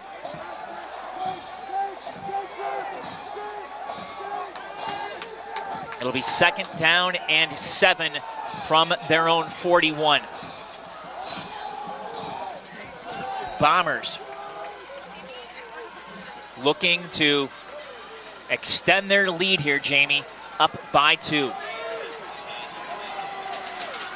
Tom Kufsick looks to the sideline again, now barks out the signal. Fakes to Porter. They're gonna give it to Mintz on the screen around one man. Mintz breaks a tackle, 50 on his feet, knocked out of bounds near the 45-yard line. Brady Toth, the touchdown saving stop. Tyler Mintz, so consistent. You know, even when he dropped that punt, Matt, it took a bounce and he immediately picked it up. Such a sure-handed young man. We'll be interested to see where he goes to school next year. Tom Kufsick I think he could be a pretty gives it to Porter. Porter running right side, 45 on his feet, 40, 35, and gets another Bomber first down. All of a sudden now, Kenston has started to move the football. You look at Mintz, just going back to what you were saying, looks to me like he could be a pretty darn good Division III receiver. Reminds us of those Patriot receivers who are just sure-handed. Hey, we'll take him at John Carroll. There you go. That's what I was thinking.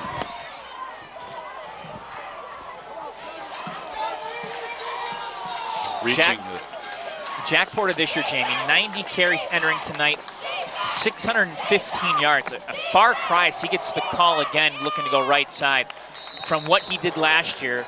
And it was, what, about 2,400 or so yards, including the 5 games in the playoffs. Well, yeah, and that means, I mean, and it just seems like Kenston is a little bit more devoted to the pass this year.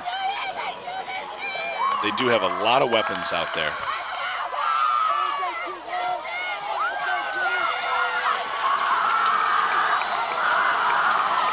Second and 9 from the 34.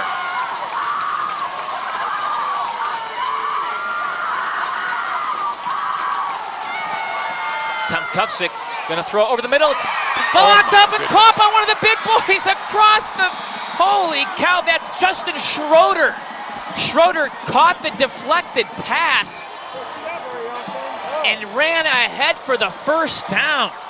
Just so you know, I mean, we're talking about a 6 foot, 235 pound. Gosh, where is he playing on that offensive line? He's the center. He's the center tonight. Well, I mean, he does touch the football every offensive play. With Cale Doyle out, it's been Justin Schroeder who has taken over the signal, or has taken over as the center. Get to Porter. Porter breaks a couple of tackles on his feet. Porter toward the end zone. He's taking Toppers with him, and Kenston is on a mission trying to put this game out of reach now. Well, Porter running downhill.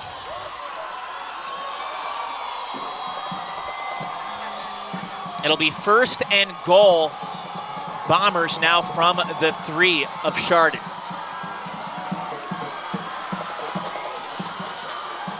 Tom Kufsick gives it to Porter. Porter looking to go left side, stopped, and then flags come out. Wave that play off. Illegal procedure against Kenston.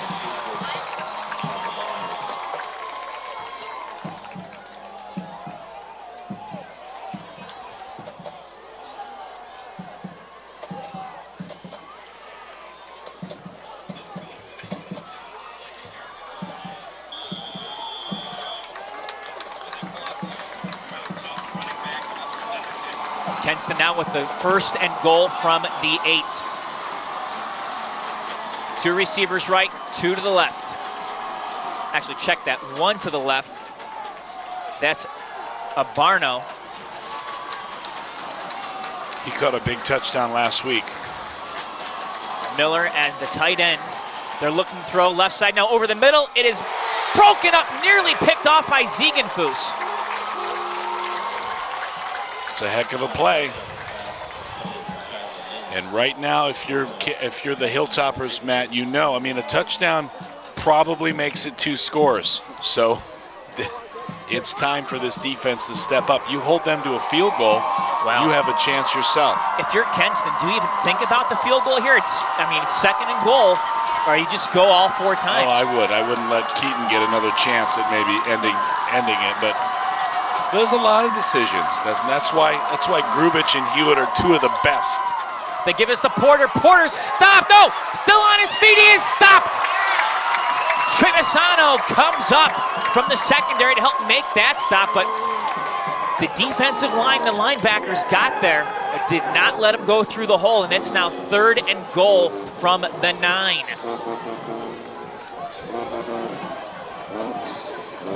Gosh, this is exactly what we've seen, Matt. You go 2017, Chardon is the team to beat, and Kenston upsets them here at home.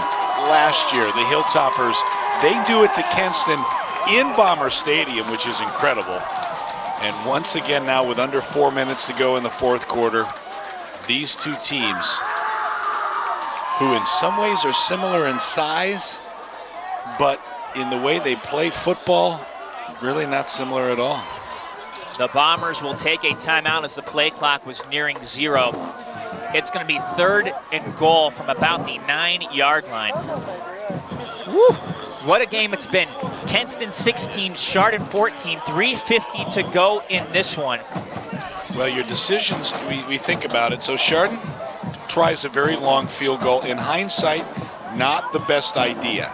So the Bombers now taking it downfield. They are really not in a position that to go for it on 4-down territory, because I wouldn't want to give Keaton another opportunity. I would not. I would not want to shorten the field for Chardon. So you get a hold here. Possibly Kenston tries that field goal, converts. But now Chardon knows they have 1 opportunity with 2 timeouts to win the football game here at home.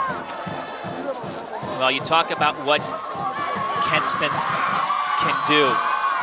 And from that aspect, Blake Torres this year, when it comes to field goals, 1 of 2. He's made a 40-yarder. He's got a good leg. So keep that back of your but mind. You got to stop him here. And they're going to throw the ball, Matt. It is 3rd and goal from the 8. Where's Tyler Mintz? Mintz slot near side, Middleton to his right. They will give it to Porter. Porter pounding his way down to about the 6, and now conservative play. It is decision time for Coach Grubich. Now, if they ran the ball there, there's absolutely no way they're not going to kick a field goal here. I mean, And now Chardon is going to use a timeout.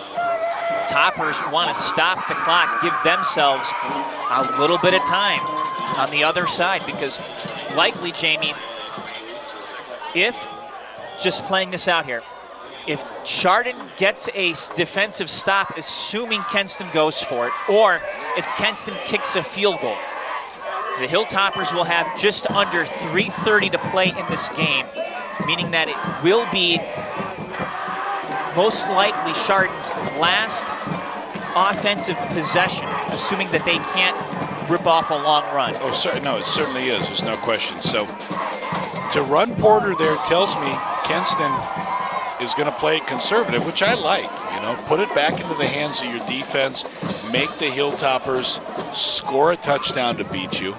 We don't have any idea, though. Again, score 16-14 with 3:30 to go. We see Torres, number 1, right? Is that? Yeah.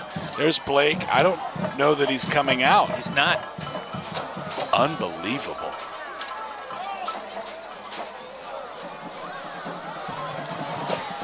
So for the first time tonight, Kenston is actually playing like the team Chardon's been playing like most of tonight. The team with not a lot to lose. Toppers getting everybody that they need out on the field, making sure they've got 11 guys. And now there's confusion in the linebacking core. Mendezun was trying to figure out where he was lining up. He comes set. 4th and goal from the 7. Tom Kufsick toward the right corner. Miller, it's incomplete. The Hilltopper defense makes a stop, and now it is up to Joey Trevisano and the offense. Ball is on the 7, so there's a long way to go. But here's the good news for Chardon, Matt. Not as long as it could have been.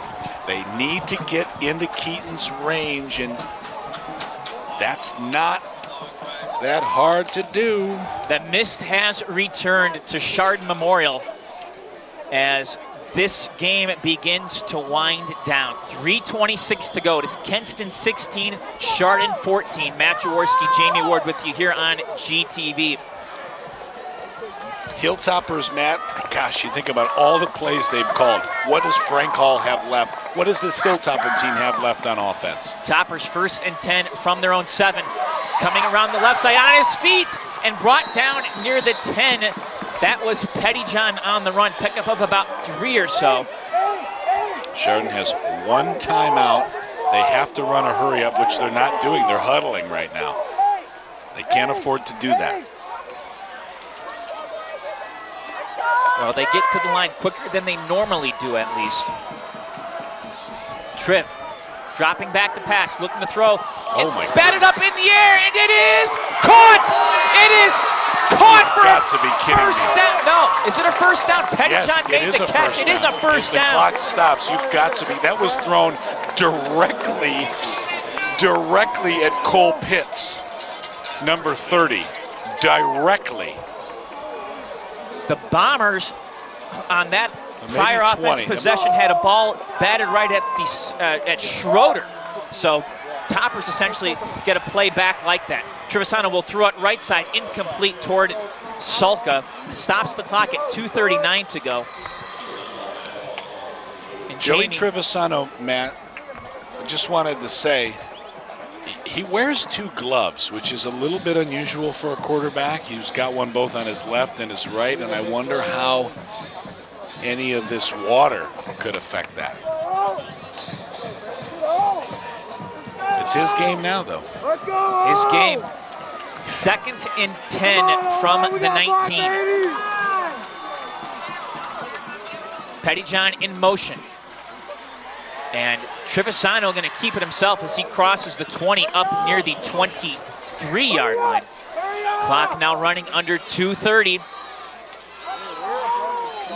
Chardon trying to... Hilltoppers, Matt, they've all got wristbands, and so everyone's looking down right now as the play comes in this hurry-up offense. 3rd and 6 from the 23. Triv dropping back to pass, looking to throw. Right side, it is caught by Salka, a first down at the sidelines. He went out of bounds, and the Hilltoppers will move the chains and keep this drive alive. Beautiful pitch and catch into the sidelines.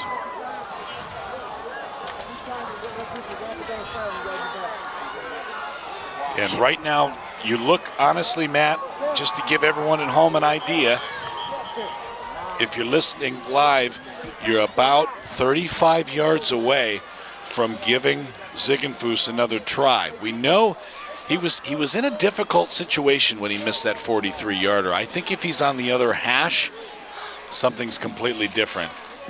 And now the officials want to put 4 seconds back on the clock. That's good news. They've put 6 seconds total now back on the clock in this game. Toppers will take every single second. That could very much matter. 1st and 10, Chardon from the 32. Trevisano moving a man over. I think that was Bowman. Pettyjohn comes. No, that's Ash. Ash gets the handoff around the left side, and Ash will cross the 35 up near the 36. Clock running now under 2 minutes. No 2-minute warning here in high school, but believe me, from judging from the fans around us, everyone knows it's warning time. Down to 1:45. Trevisano dropping back to pass, looking right side, now looking left. He has Pettyjohn, 45, 35, 40, 45. Did he get out of bounds? Yes, he did. That's another Hilltopper first down. Awfully close, though. Got to be careful, but he does get out of bounds. You're right. Close to midfield. Mitch Hewitt now talking to our line judge, Tim Ward. 1:36, a lot of time and a timeout. Now, Mitch may just be confirming that he got out of bounds. It was close, too close. 1st and 10 from the 46. The give. Bowman. Yep. Bowman running straight up. Good gain, but the clock's going to run, so let's go. Down to 1:20. Now George Sell is coming in. Connor Kratzert coming out, making a change for Kenston on that line. Trevisano lines Bowman up to his left, 1:09 to go. 2 receivers on each side. Trevisano dropping back to pass. He has time. Gonna throw down the middle to Brady Toth. Toth was interfered, but they're not throwing a flag.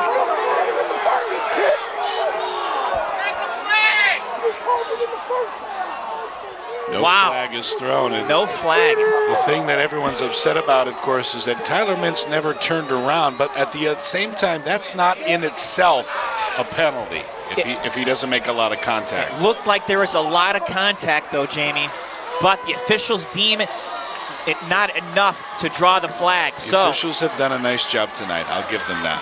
It is 3rd and 3 from the 47 of Kenston. Hilltoppers need a first down.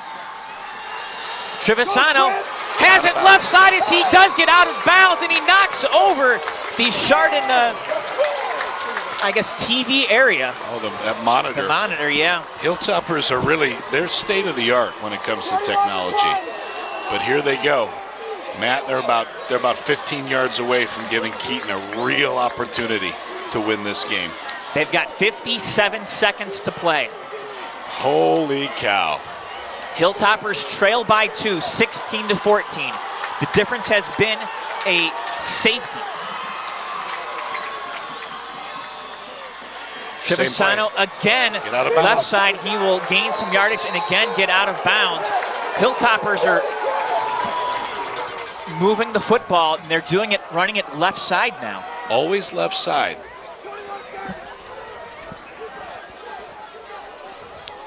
But I will say, with 51 seconds left, Matt, if you are going to try this field goal, I think you'd rather be in the middle of the field. But a lot of time left. 2nd and 4 from the 33.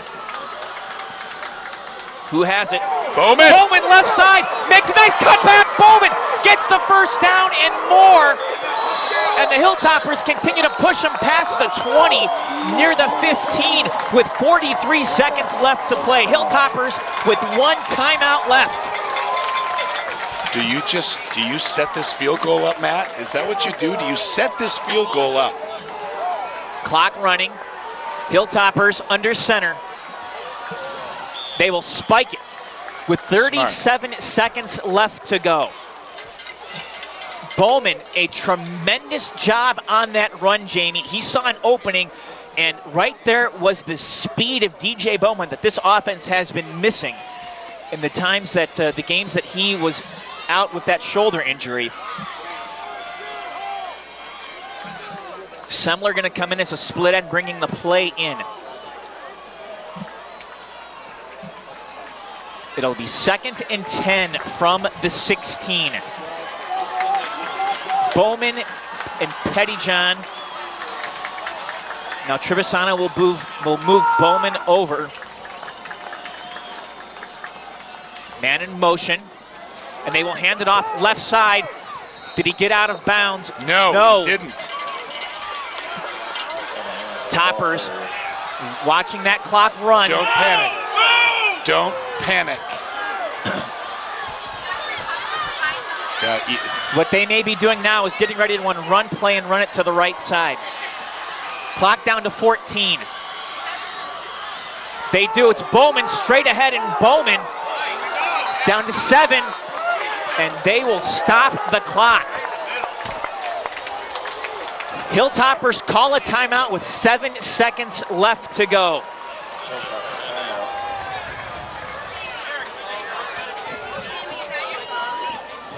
And folks, Keaton Ziegenfuss with a 4th down and 2 situation will likely be called upon to kick what may very well be the biggest kick of his career. And Jamie, the fact that he had that previous kick against Riverside, how much does that help things out here, because he's had that pressure now? Well, we can go back to Frank Hall, by the way, offensive coordinator. Headset is off completely, and he's just walking in this direction. Gail Hewitt, who's Mitch's wife, she just came up. I can tell you right now, everyone's standing up. I have not been to a Chardon football game like this in a while, but I got a lot of faith in Keaton right now. So here we go. The home fans are on their feet. Pretty much everybody is standing. This is going to be a 26-yarder.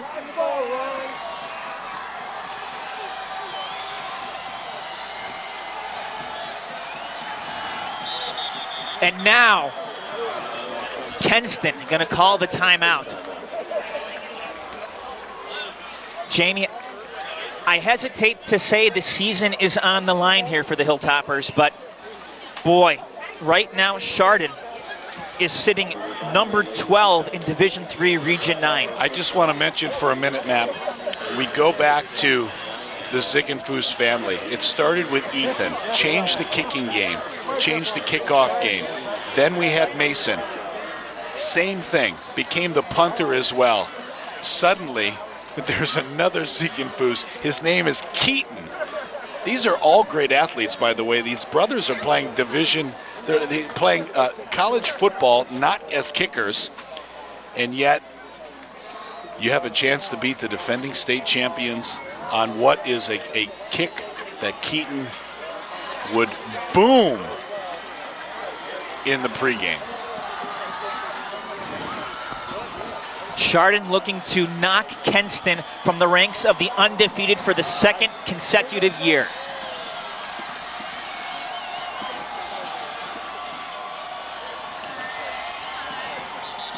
And again, the Bombers will freeze him.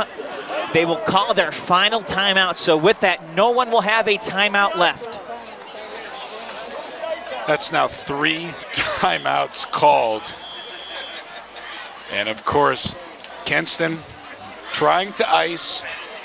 Makes sense, of course. We've seen it before. Now, though, for Keaton, now there's peace of mind, because that can't happen again. Jamie, take us back to that Riverside game. You called it. Well, Keaton not only started that game with a field goal, but he ended it. So those were the bookends of the game. And this is a young man who's built for this kick. This is not someone who's a soccer player coming in. Keaton Ziegenfuss spends practice kicking. Last year it was a touchdown throw by Brady Toth that won the game, and now it all rests on the right foot of Keaton Ziegenfuss, the 5'10", 160-pound senior.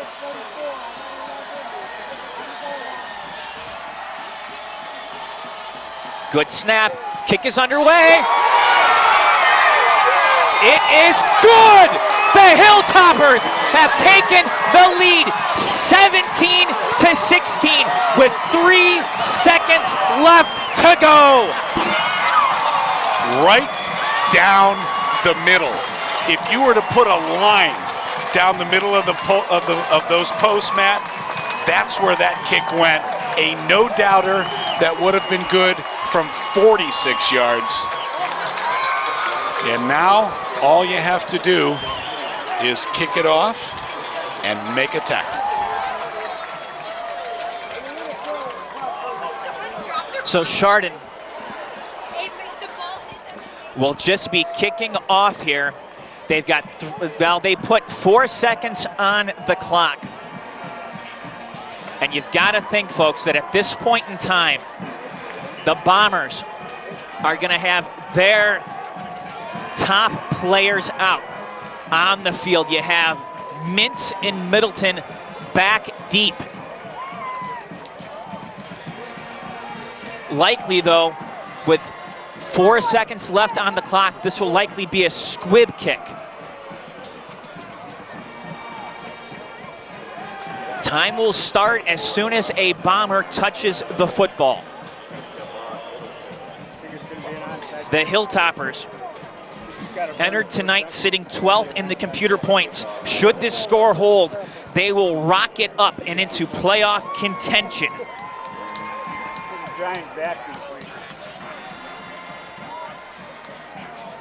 A week after having no turnovers, the Hilltoppers do it again tonight. They took care of the football.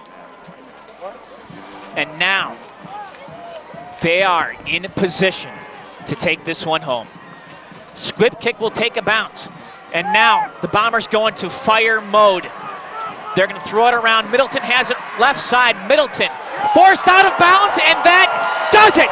Pandemonium on the field. The Hilltoppers, for the second year in a row, play spoiler. They knock Kenston from the ranks of the undefeated.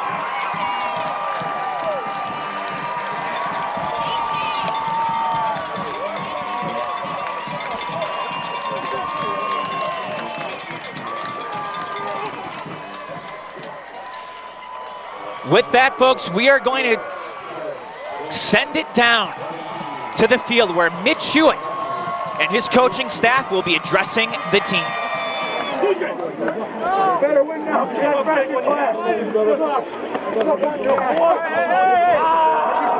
All you boys, let's go. Yeah. We'll go tomorrow. Listen up, what our defense, here's what I'm going to say, is our defense, man, just held the #1 team in the state of Ohio to 17 points. Yeah!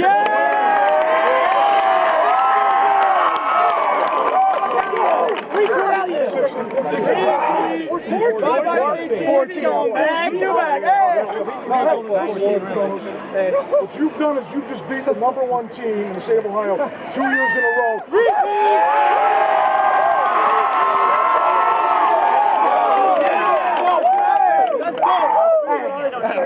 That doesn't happen without believing in yourselves, man. You know what I mean? We had every reason to quit, right? They get the safety, right? Then they're driving. Our defense holds. How many yards did we go tonight? 99.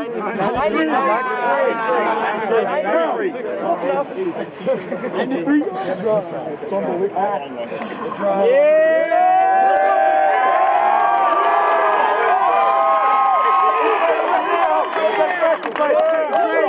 Hey guys, I just want to give a shout out to Coach Hall. Yeah, baby. Yeah, Coach Hall! Hey, fellas, they could not stop us from running. We stopped ourselves in the second half. We had the penalty down here. We had the penalty down here. They didn't stop us once in the second half. No. Now, they won a state championship. What's that tell you? Let's go!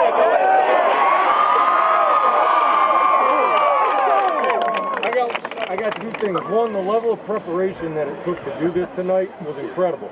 So that can't be like out of the ordinary. That has to be the norm the rest of the year, right? Sure. That level of preparation has to be the norm. We don't do this without extra hours, extra film, extra walkthrough, all that stuff. This doesn't happen. Keaton, where you at, baby?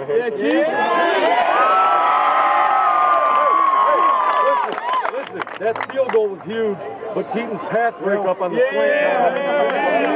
I'm telling you, man, he played at an all-Ohio level in 2 phases of the game. Hey, listen, be grateful. I'm telling you now, it doesn't happen everywhere. We don't have this everywhere. We don't have this everywhere. We don't have this everywhere. Be grateful for tonight.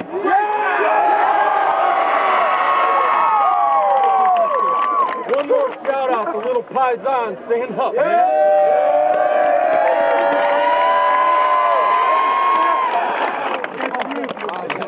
Hey, I got one thing to say. Hola! Hola! Hola! Hola! Hola!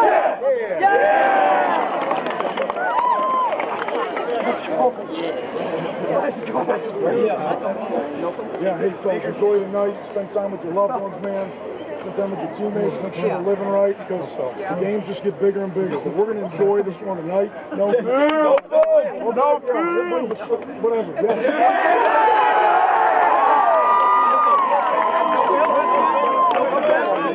We got a big day. 12 o'clock. I'll give you 8:30. 8:30. No joke. No joke. What's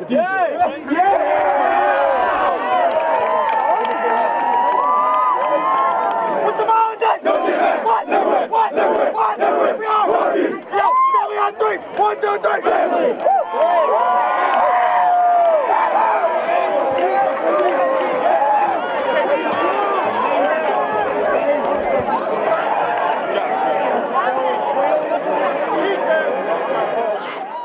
Welcome back, everyone. Chardon Memorial. And what a game it was. The Hilltoppers have knocked off Kenston by a final score of 17-16. What a game it was, and Keaton Ziegenfuss may go down in Chardon lore with that field goal. Thanks going out to all of our camera guys tonight, executive producer Dave Jevnikar, and my partner, Jamie Ward. I am Matt Jaworski. Hilltoppers improve to 5-2 and 3-1 in conference play. Kenston falls to 6-1 and 3-1. Enjoy your weekend, Chardon. South is up next. On behalf of all the rest, I wish you all the best.